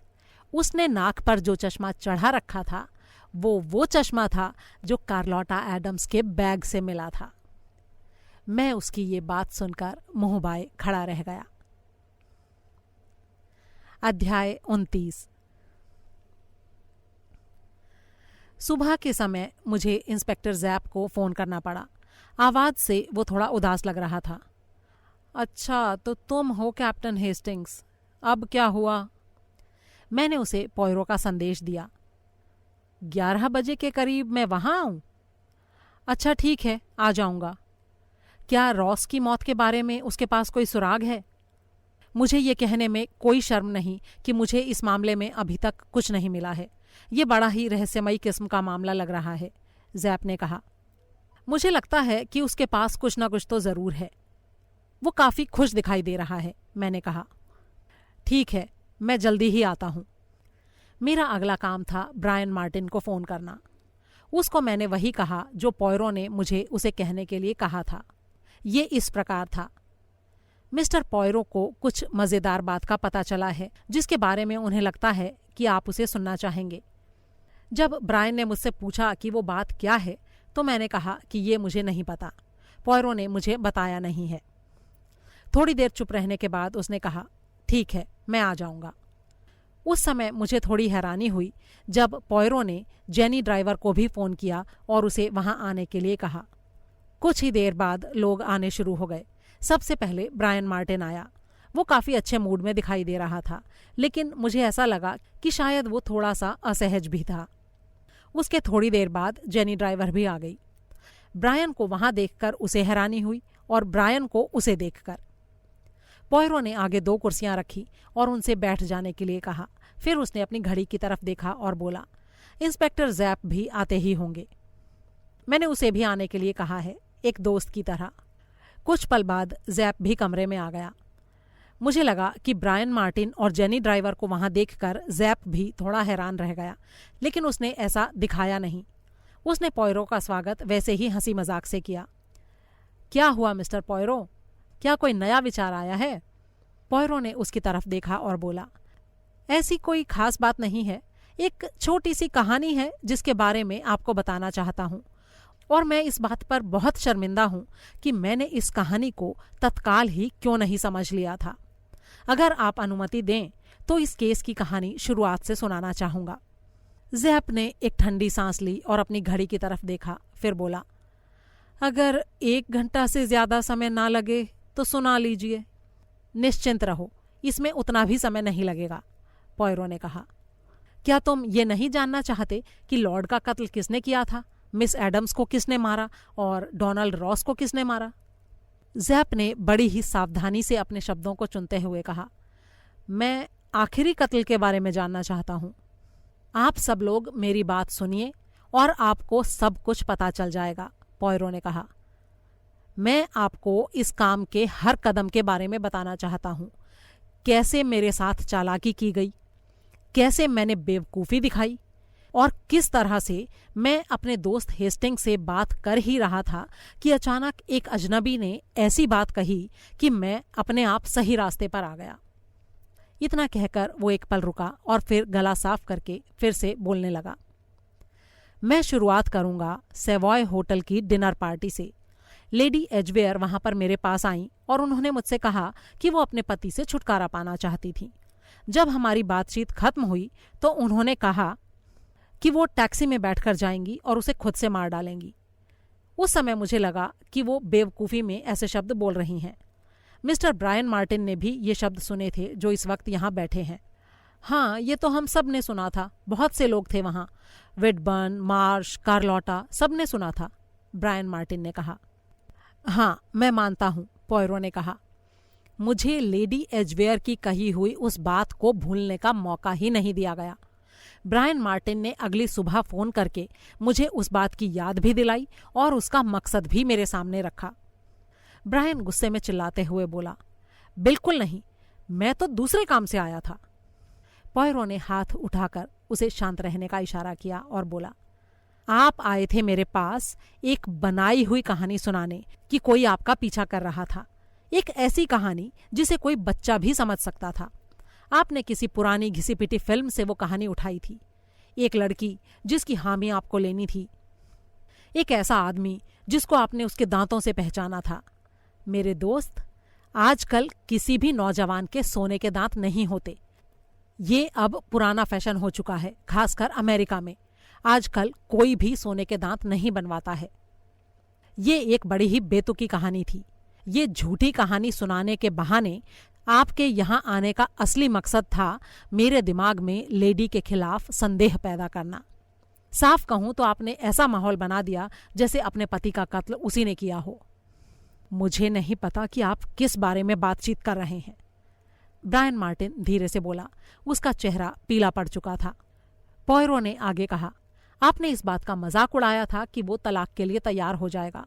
आपको लगा था कि मैं लॉर्ड से मिलने अगले दिन जाऊंगा, लेकिन असल में उनसे मिलने का हमारा समय बदल गया था।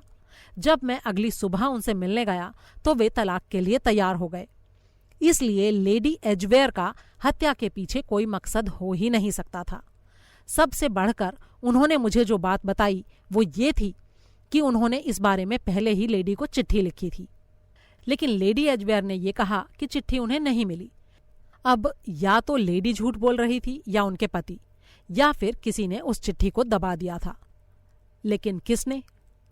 अब मैं अपने आप से ये पूछता हूं कि मिस्टर ब्रायन मार्टिन ने मेरे पास आकर ये सब झूठ कहा क्यों? उसकी अंतरात्मा ने उसे ऐसा करने के लिए क्यों कहा? और तब मुझे लगा कि आप उससे प्यार करते थे।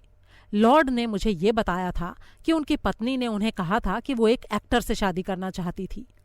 अगर ऐसा था तो उन्होंने अपना विचार किस वजह से बदला? जब तक तलाक की सहमति वाली लॉर्ड की चिट्ठी पहुंचती तब तक लेडी ने अपना इरादा बदल दिया था। वो किसी और से शादी करना चाहती थी, आपसे नहीं। इसलिए आपके पास उस चिट्ठी को दबाने का पूरा कारण था। लेकिन मैंने ऐसा कुछ नहीं किया। पॉयरो ने हाथ के इशारे से ब्रायन को कुछ कहने से रोक दिया और बोला, आज नहीं मिस्टर मार्टिन, आज तो आप सिर्फ मेरी बात सुनेंगे। अब ये देखिए कि उस समय आपके दिमाग की हालत क्या रही होगी। आप जो एक बर्बाद किस्म के बदमाश हैं, जो कभी भी ना सुनना पसंद नहीं करता। मुझे लगता है कि गुस्से में आकर आप ये चाहते थे कि लेडी एजवेयर का जितना नुकसान हो सके किया जाए, और इससे बड़ा नुकसान आप भला और क्या कर सकते थे कि आपने उसे हत्या का आरोपी बनवा दिया। हो सकता था कि उसे कत्ल के आरोप में फांसी की सजा तक हो जाती। ये आप क्या कह रहे हैं? ज़ैप ने कहा। लेकिन बात यह है कि मेरे दिमाग में यही बात चल रही थी। इसको सही ठहराने वाली कई चीजें हैं। कार्लोटा एडम्स के 2 पुरुष दोस्त थे, कैप्टन मार्श और ब्रायन मार्टिन। इसलिए इस बात की काफी संभावना थी कि ब्रायन मार्टिन, जो कि एक धनी आदमी था, वो आदमी था जिसने वो शर्त लगाई हो और उसे पूरा करने के लिए $10,000 देने की पेशकश की हो। मुझे ये बात संभव नहीं लगती है कि कार्लोटा को इस बात पर विश्वास होता कि रोनाल्ड मार्श उसे $10,000 दे सकता था। वो जानती थी कि उसके पास पैसों की तंगी रहती है। इसलिए सिर्फ और सिर्फ ब्रायन ही वो आदमी हो सकता था। जब मुझे कार्लोटा की बहन की चिट्ठी मिली तो मैं उसे देखकर काफी दुखी हो गया। उससे मुझे ये लगा कि जो बात मैं सोच रहा था वो बात पूरी तरह से गलत थी। लेकिन बाद में मैंने खोज की। असली चिट्ठी मुझे भेजी गई और वो चिट्ठी लगातार पन्नों पर नहीं थी। उसके बीच में से एक पन्ना गायब था। इसका मतलब ये था कि वो रोनाल्ड मार्श नहीं बल्कि कोई और आदमी था। एक और सबूत भी है। कैप्टन मार्श को जब गिरफ्तार किया गया तो उसने ये कहा था कि उसे ऐसा लगा था कि ब्रायन मार्टिन घर में घुसा था। अब चूंकि ये बात एक आरोपी ने कही थी, इसलिए उस वक्त किसी ने इसके ऊपर ध्यान नहीं दिया।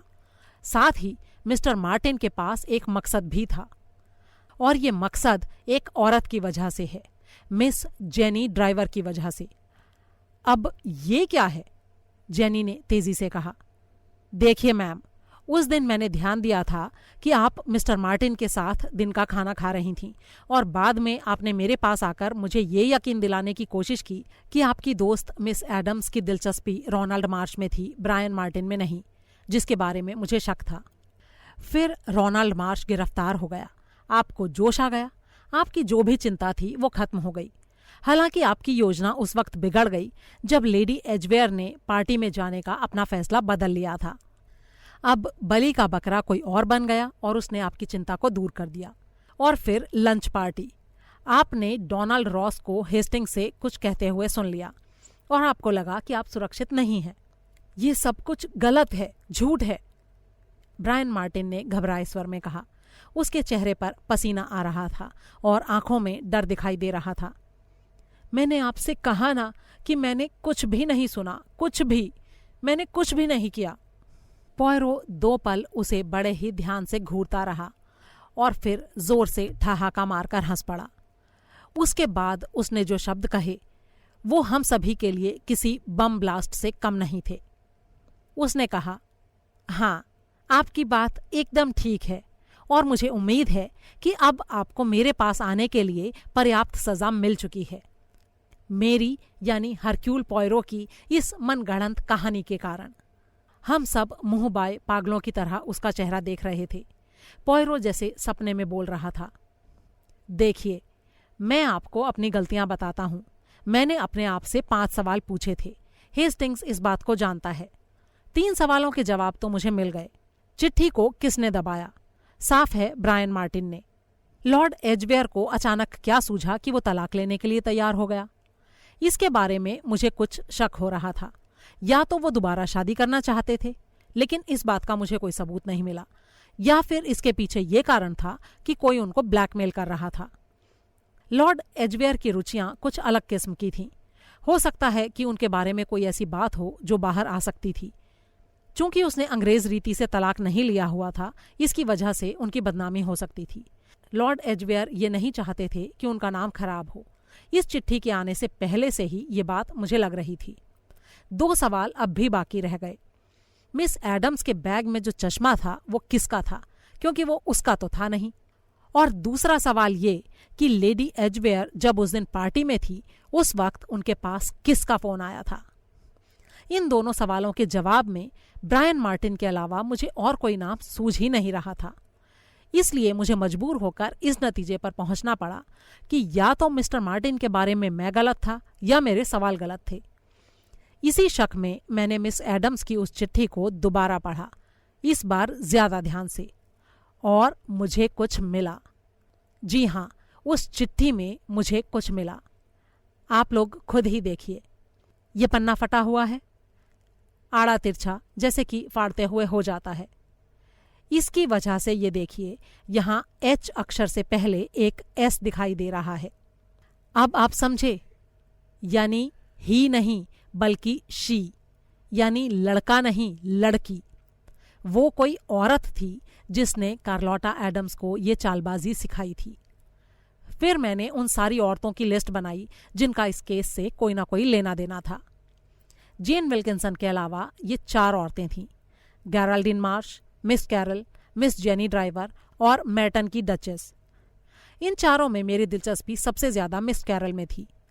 वो चश्मा पहनती थी, वो उस रात घर में थी, वो गलत गवाही दे चुकी थी क्योंकि उसकी इच्छा ये थी कि लेडी को सजा मिले, लेकिन वो बहुत ही तेज तर्रार औरत थी और इस तरह का अपराध कभी नहीं कर सकती थी। वो इतने साल से लॉर्ड के साथ काम भी कर रही थी और उसका कोई मकसद मुझे समझ में नहीं आ रहा था। मुझे ये भी लगा कि मुझे इस केस से गैरल्डीन मार्श को भी नहीं छोड़ना चाहिए। वो अपने पिता से नफरत करती थी और उसने ये बात मुझे बताई भी थी। वो थोड़ी सनकी किस्म की भी थी। जरा ये सोचिए कि वो उस रात घर में गई हो और उसने जानबूझकर अपने पिता को चाकू मार दिया हो और फिर बड़े आराम से मोती लाने ऊपर चली गई हो। जरा उसके दुख के बारे में सोचिए जब उसे इस बात का पता चला होगा कि जिस भाई को वो दिलो जान से चाहती थी वो बाहर टैक्सी में नहीं था बल्कि घर के अंदर आ चुका था। जिस तरह से वो चिढ़ी हुई थी उसकी व्याख्या इस आधार पर भी की जा सकती है। इसके अलावा एक छोटी सी बात और है। मैंने सुना था कि गेराल्डीन को उसका भाई डीना कहकर बुलाता था। इसके साथ ही पिछले नवंबर में वो पेरिस में था और हो सकता है कि वहां कार्लोटा से उसकी मुलाकात हुई हो। अब आप सोचेंगे कि इसमें तो डचेस को भी जोड़ा जा सकता है, लेकिन वो मुझसे मिलने आई थी और मैंने पहचान लिया था कि वो काफ़ी अलग तरह की थी। उसके जीवन का केंद्र उसका बेटा था और हो सकता है कि उसने जाल बुना हो अपने बेटे के जीवन में आई औरत को दूर हटाने के लिए। फिर उसके बाद थी मिस जेनी ड्राइवर। और मुझ में आपको क्या मिला? जेनी ने पूछा। कुछ भी नहीं मैम, सिवाय इस बात के कि आप ब्रायन मार्टिन की दोस्त हैं और आपका सरनेम डी से शुरू होता है। इसके अलावा एक बात और है, आपके अंदर इस तरह के काम को अंजाम देने का दिमाग है और इतनी ताकत भी है। मुझे इस बात में शक है कि किसी और के अंदर इतनी ताकत है। लड़की ने बड़े आराम से सिगरेट जलाई और खुश होते हुए कहा, अच्छा और बताइए, मिस्टर मार्टिन का कोई मकसद था या नहीं, इस बात का फैसला मुझे करना था। और फिर अचानक मुझे कुछ याद आया। रीजेंट गेट में जो बावर्ची था वो देखने में बिल्कुल मिस्टर मार्टिन जैसा लगता था। कैप्टन मार्श ने उसे देखा था और तब जाकर मुझे एक बात समझ आई। मुझे लगता है कि उसे इस बात का पता चल चुका था कि उसके मालिक को मार डाला गया है। उसे ये भी पता था कि उसके मालिक के पास 100 पाउंड के नोट थे। उसने वे नोट उठाए, घर से बाहर निकल गया, जाकर अपने किसी दोस्त के पास रख आया और वापस आकर वो लॉर्ड की चाबी से अंदर आ गया। उसने उस कत्ल का खुलासा अगले दिन आने वाली कामवाली के ऊपर छोड़ दिया। उसे अपने लिए कोई खतरा महसूस नहीं हो रहा था क्योंकि वो इस बात को लेकर पक्का था कि ये कत्ल लेडी एजवेयर ने ही किया था। रुपयों पर किसी का ध्यान जाने से पहले ही उसने उनको घर से बाहर पहुंचा दिया था। हालांकि जबकि लेडी एजवेयर के पास मकसद था और स्कॉटलैंड यार्ड ने उसकी जांच शुरू की, इस बीच वो वहां से भाग गया। मुझे अभी भी चश्मे के रहस्य को निपटाना था। अगर वो मिस कैरल का चश्मा होता तो मामला सलट गया होता। वो चिट्ठी को दबा सकती थी और कत्ल की शाम को उससे मिलते हुए मिस कार्लोटा एडम्स के बैग में आराम से रख सकती थी। लेकिन चश्मा मिस कैरल का नहीं था। मैं हेस्टिंग्स के साथ कुछ सोचता हुआ टहल रहा था कि तभी ऐसा कुछ हुआ जैसे मानो कोई चमत्कार हो गया हो। पहले हेस्टिंग्स ने मुझसे कुछ कहा।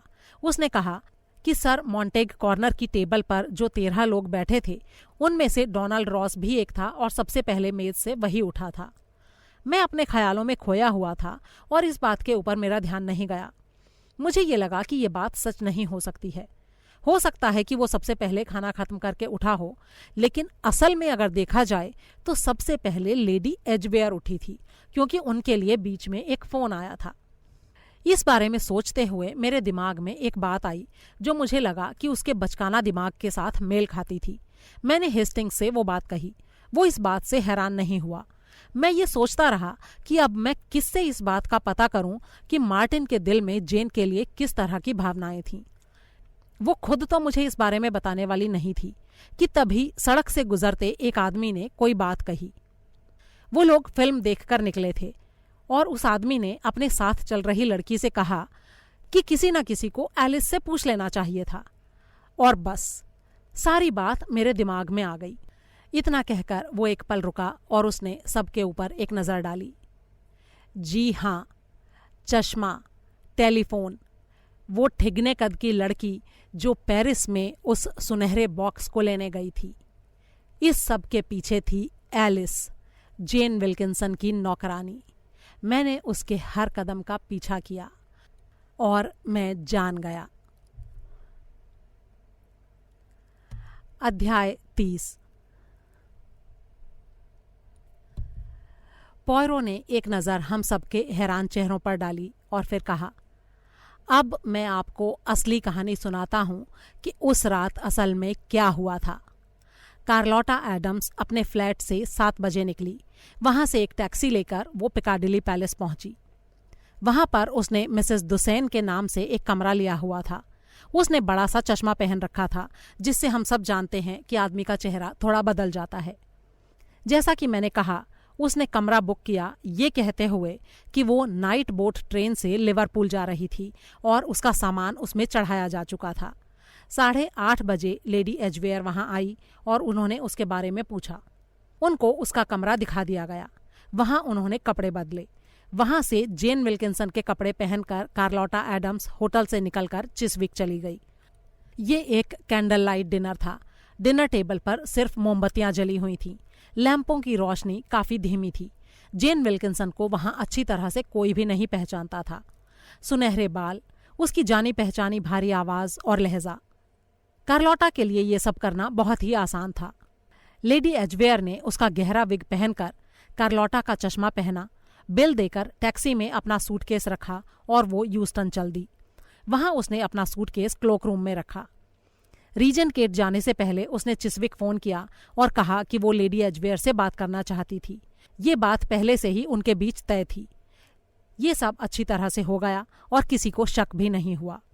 कार्लोटा को जवाब में बस यही कहना था कि ठीक है। ये कहने की मुझे कोई ज़रूरत नहीं लगती कि मिस एडम्स को इस बारे में कुछ पता नहीं था कि उन्हें फ़ोन क्यों किया गया था। उसके शब्दों को सुनकर लेडी एजवेयर आगे बढ़ी। वो रीजेंट गेट गई, वहां लॉर्ड के बारे में पूछा, अपना परिचय देकर लाइब्रेरी में गई। फिर उसने अपने पहले कत्ल को अंजाम दिया। जाहिर है कि उसे इस बात का पता नहीं था कि मिस कैरल उसे ऊपर से देख रही थी। उसके बाद वो घर से निकली, यूस्टन वापस गई, वहां अपना रूप बदला और अपना सूटकेस लिया। अब जब तक कार्लोटा एडम्स चिस्विक से लौटकर नहीं आ जाती, तब तक का समय उसे बिताना था। उसने ये पहले से ही तय कर रखा था। वो कॉर्नर हाउस चली गई, बीच बीच में अपनी घड़ी देखती हुई। समय जल्दी से गुजर नहीं रहा था। फिर उसने दूसरी हत्या के लिए तैयारी की। उसने पेरिस से जो सुनहरा बॉक्स मंगवाया था, उसे उसने कार्लोटा के बैग में रख दिया, जो तब उसके पास ही था। शायद इस बीच उसे चिट्ठी मिल गई थी, या हो सकता है पहले ही मिल गई हो। जैसे ही उसने उस पर लिखा पता देखा, उसे खतरा नजर आया। उसने उसे खोलकर देखा। उसका शक सही निकला। पहले तो उसके मन में आया कि उस चिट्ठी को ही गायब कर दे, लेकिन फिर उसे एक दूसरा रास्ता समझ में आया। उस चिट्ठी से एक पन्ना हटा देने के बाद ऐसा लगने लगता था जैसे ये आरोप रोनाल्ड मार्श के ऊपर लगाया जा रहा हो, वो आदमी जिसके पास कत्ल के लिए सबसे बड़ा मकसद था। अंग्रेजी के शब्द शी के पहले अक्षर एस को हटा देने से सारा आरोप उसके ऊपर जा सकता था। उसने ठीक यही किया। ऐसा करके उसने चिट्ठी को वापस लिफाफे में रख दिया और लिफाफे को बैग में। फिर जब समय हो गया तो वो सेवॉय होटल की तरफ चल पड़ी। वहां पर वो अपने कमरे में गई। कुछ देर में कार्लोटा वहां पहुंची। काम वाली को सोने जाने के लिए कह दिया गया। ये सब कुछ पहले से तय की गई योजना के मुताबिक था। उन्होंने फिर से अपने कपड़े बदले और फिर मुझे लगता है कि लेडी एजवेयर ने जश्न मनाने के नाम पर एक जाम पीने का आग्रह किया होगा। उस जाम में उसने वेरोनल मिला दिया। फिर उसने अपने शिकार को बधाई दी और कहा कि वो उसे कल सुबह चेक भिजवा देगी। कार्लोटा एडम्स जाम पीकर अपने घर चली गई। उसे उस समय नींद आ रही होगी। उसने कोशिश की अपने दोस्त मिस्टर मार्टिन या कैप्टन मार्श को फोन करने की, लेकिन दोनों के ही नंबर विक्टोरियाई थे, इसलिए उसने कोशिश छोड़ दी। वो बहुत थक चुकी थी। वेरोनल का असर शुरू हो चुका था। वो सोने चली गई और फिर कभी नहीं उठी। दूसरा अपराध भी सफलतापूर्वक हो गया। अब बारी आई तीसरे अपराध की। वो हुआ चिस्विक में लंच पार्टी में। सर कॉर्नर ने याद दिलाई हत्या वाली रात लेडी एजवेयर से हुई किसी बात की। ये एक साधारण सी बात थी, लेकिन मुश्किल तब आई जब बात हुई पेरिस के न्याय की, और जेन ने उसे फैशन नगरी पेरिस के बारे में कही हुई कोई बात समझ लिया। लेकिन उसके ठीक सामने एक ऐसा नौजवान बैठा था जो चिस्विक के उस डिनर में भी मौजूद था। उस नौजवान ने उस रात उसे होमर और ग्रीक सिविलाइजेशन के बारे में बातें करते सुना था। कार्लोटा एडम्स काफी पढ़ी लिखी और सभ्य किस्म की महिला थी। वो उन दोनों में इस अंतर को समझ नहीं पाया। उसने जेन को घूर कर देखा और अचानक उसे ये लगा कि ये वो औरत नहीं है। वो एकदम से परेशान हो गया। उसे अपनी आंखों पर भरोसा नहीं हो रहा था। वो सलाह लेना चाहता था। तभी उसे मेरा ध्यान आया। उसने हेस्टिंग्स से मेरे बारे में पूछा, लेकिन जेन ने उसे ऐसा करते हुए सुन लिया। वो चालाकी से इस बात को समझ गई कि वो फंस चुकी थी। उसने हेस्टिंग्स को ये कहते सुन लिया कि मैं 5 बजने से पहले नहीं आने वाला था। 5 बजने में 20 मिनट पर वो रॉस के कमरे पर गई। उसने दरवाज़ा खोला तो उसे देखकर चौंक गया, लेकिन उसे कोई डर महसूस नहीं हुआ। एक मजबूत आदमी किसी औरत से डरता नहीं। वो उसके साथ डाइनिंग रूम में गया, जहां उसने तुरंत ही रॉस को खामोश कर दिया। उस बेचारे के मुंह से एक आवाज़ भी नहीं निकल पाई। इतना कहकर पॉयरो सांस लेने के लिए रुका। जैप ने थोड़े रूखे स्वर में कहा, आपका मतलब है कि सारे कत्ल जेन विल्किंसन ने किए? लेकिन क्यों? लॉर्ड तो उसे तलाक देने के लिए तैयार था, फिर उसे क्या जरूरत थी ये सब करने की? पॉयरो ने इस तरह से कहा मानो किसी बच्चे को समझा रहा हो। वो इसलिए क्योंकि ड्यूक ऑफ मेर्टन पक्के एंग्लो कैथोलिक थे। वो कभी सपने में भी इस बात को नहीं सोच सकते थे कि वो किसी ऐसी औरत से शादी करेंगे जिसका पति जिंदा हो। वो पक्के आदर्शों वाले नौजवान हैं। विधवा के रूप में वो उससे जरूर शादी कर सकते थे, लेकिन एक ऐसी औरत से कभी नहीं जिसका पति जिंदा हो। तो फिर जेन ने आपको लॉर्ड के पास क्यों भेजा था? ताकि मैं अपनी आंखों पर पर्दा डाल लूं। वो मुझे इस बात का गवाह बनाना चाहती थी कि उसके पास कत्ल का कोई मकसद नहीं था। हाँ, ये बात सही है, उसने मुझे अपना शिकार बनाया और इसमें वो सफल भी रही। उसका दिमाग कमाल का है, बच्चों जैसा और बेहद चालाक। जब उससे पूछा गया था कि उसके पति ने उसको चिट्ठी लिखी, तो उसने कैसे हैरानी जताई और इस बात की कसम खाई कि वो चिट्ठी उसे कभी मिली ही नहीं थी। क्या उसे 3 में से किसी भी कत्ल का जरा सा भी अफसोस हुआ? मैं कसम खाकर कह सकता हूं कि नहीं हुआ। अपनी बात सही साबित होते देख ब्रायन जोर से चिल्लाया, मैंने तो आपसे पहले ही कहा था कि वो क्या चाहती थी। मैंने कहा था कि वो उसको मार डालेगी। मुझे ऐसा ही लगता था, और मुझे इस बात का भी डर था कि वो किसी तरह इस सब से निकल भी जाएगी। वो जानवरों की तरह चालाक है, लोमड़ी की तरह, और मैं ये चाहता था कि उसे उसके पापों की सजा मिले। मैं ये चाहता था कि उसे फांसी मिले। इतना कहते कहते उसका चेहरा लाल हो गया और आवाज़ भारी हो गई। जैप ने कुछ सोचते हुए सवाल किया, और वो डी लिखा हुआ सुनहरा बॉक्स और उसके अंदर लिखे पेरिस और नवंबर का क्या मतलब था? उसने इसके लिए चिट्ठी लिखकर ऑर्डर किया था और उसे लाने के लिए अपनी नौकरानी एलिस को भेजा था। एलिस वहां जाकर वो पार्सल लेकर आई थी। उसे ये नहीं पता था कि उसके अंदर क्या था। इसके साथ ही लेडी ने वैन दुसेन की नकल करने के लिए एलिस का चश्मा उधार लिया था। वो उसके बारे में भूल गई और उसने उसे गलती से कार्लोटा के बैग में छोड़ दिया। ये सारी बातें मुझे तब सूझीं जब मैं बीच सड़क पर खड़ा था। एलिस का चश्मा, एलिस का बॉक्स लेने पेरिस जाना, हर बात एलिस से जुड़ी थी और इसीलिए उसे जेन विल्किंसन से जुड़ा होना ही था। हो सकता है उसने एलिस से कुछ और भी लिया हो चश्मे के अलावा। क्या? चाकू? क्या ये सब सही है मिस्टर पॉयरो? जैप ने पूछा।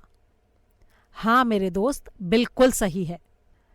तभी ब्रायन मार्टिन शिकायती लहजे में बोला, हाँ वो सब तो ठीक है, लेकिन आपने मुझे आज यहाँ क्यों बुलाया और फिर मुझे इतना डराया क्यों?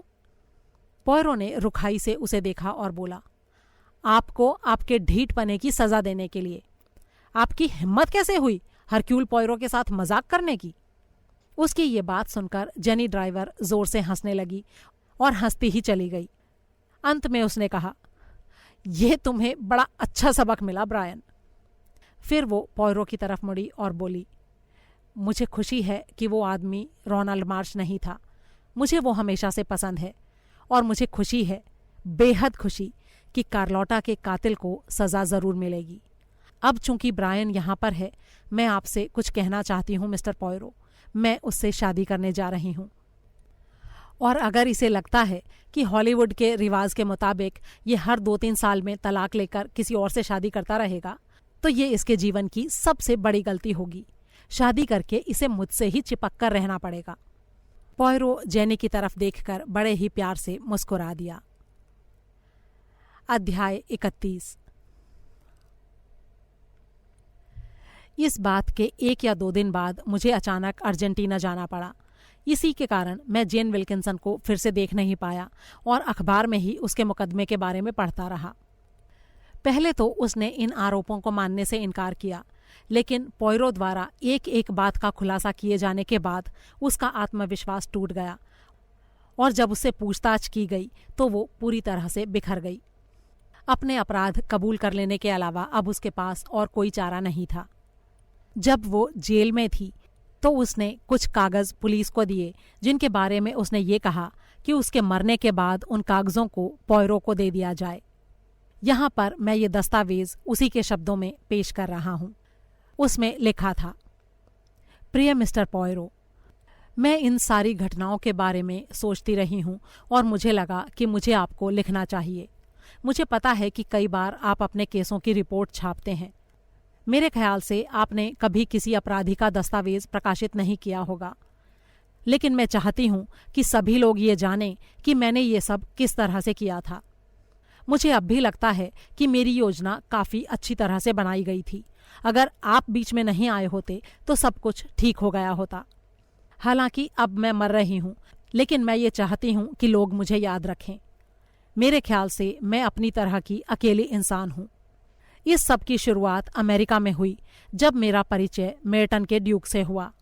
मुझे अचानक लगा कि अगर मैं विधवा होती तो ये आदमी मुझसे शादी कर लेता।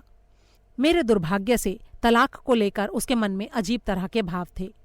मैंने उससे बाहर निकलने की कोशिश की, लेकिन कोई फायदा नहीं हुआ। मुझे सावधान रहना था क्योंकि वो काफ़ी शक्की किस्म का आदमी था। मुझे जल्दी ही ये बात समझ में आ गई कि अगर मुझे उससे शादी करनी है तो मेरे पति को मरना ही होगा, लेकिन मुझे ये समझ में नहीं आ रहा था कि ये काम होगा कैसे। अमेरिका में इस तरह की चीज़ें काफ़ी आसान होती हैं। मैं काफ़ी समय तक सोचती रही, लेकिन मुझे समझ में नहीं आ रहा था कि इस काम को कैसे करूं। एक दिन अचानक मैंने कार्लोटा एडम्स को अपनी नकल करते देखा और मुझे एक रास्ता दिखाई देने लगा। उसकी मदद से मैं इस काम को अंजाम दे सकती थी। उसी शाम मैंने आपको देखा और मुझे ये अच्छा विचार आया कि मैं आपको अपने पति के पास भेजूं तलाक के लिए बात करने। साथ ही मैंने इस तरह की बात भी की कि मैं अपने पति का कत्ल करना चाहती थी, क्योंकि मैं इस बात को जानती हूँ कि अगर आप मजाकिया तरीके से सच बोलें तो किसी को यकीन नहीं होता। मैंने पहले भी ऐसा किया है और वैसे भी ये बात मुझे सही लगी कि इससे आपको ये बात बेवकूफ़ी जैसी लगे।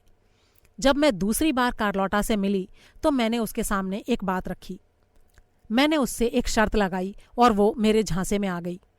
मैंने कहा कि अगर वो एक पार्टी में मेरी जगह चली जाए और अगर वहाँ सफल होकर लौटे तो मैं उसे $10,000 दूंगी। वो काफ़ी जोश में आ गई और उसने कपड़े बदलने वगैरह की बात की। अब ये सब काम मैं अपने यहाँ नहीं कर सकती थी और वो भी अपने घर में नहीं कर सकती थी, क्योंकि वहाँ पर उसकी नौकरानी रहती थी।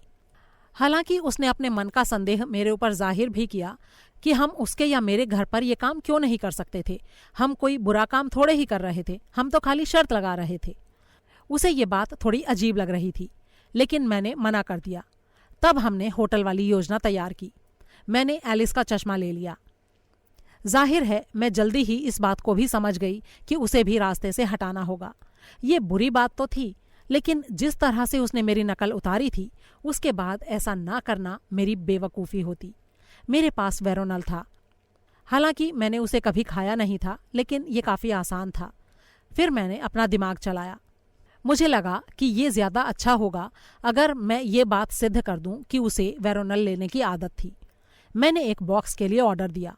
मैंने उसके नाम के अक्षर उसके ऊपर लिखवा दिए।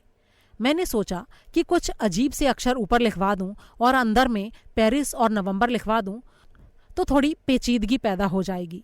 मैंने बॉक्स का ऑर्डर किया और एलिस को उसे लाने के लिए भेजा, जिसे इस बारे में बिल्कुल भी पता नहीं था कि उसके अंदर क्या था। उस रात सारा काम ठीक तरह से हो गया। मैंने एलिस का एक चाकू लिया जब वो पेरिस गई हुई थी तब, क्योंकि वो चाकू बहुत तेज था। उसे इस बात का पता ही नहीं चला, क्योंकि मैंने काम करने के बाद चाकू को वापस वहीं रख दिया था। सैन फ्रांसिस्को में एक डॉक्टर ने एक बार मुझे बताया था कि चाकू कहाँ मारना चाहिए। उसने मुझे बताया था कि उस जगह मारने से तुरंत मौत हो जाती है, इसलिए सावधान रहना चाहिए। अब आप ये सोच रहे होंगे कि एक डॉक्टर ने मुझे ऐसी बात बताई क्यों। इसमें उस बेचारे की कोई गलती नहीं थी। मैंने उससे ये कहा था कि मैं एक फिल्म में इस बात का इस्तेमाल करना चाहती हूँ। कार्लोटा एडम्स के लिए ये बेईमानी वाली बात थी कि उसने हमारी शर्त के बारे में अपनी बहन को चिट्ठी में लिख दिया। उसने मुझे कहा था कि वो किसी को भी नहीं बताएगी। इसलिए मुझे लगा कि होशियारी की बात यही होगी कि उसमें से एक पन्ना फाड़ दिया जाए और शी को ही बना दिया जाए।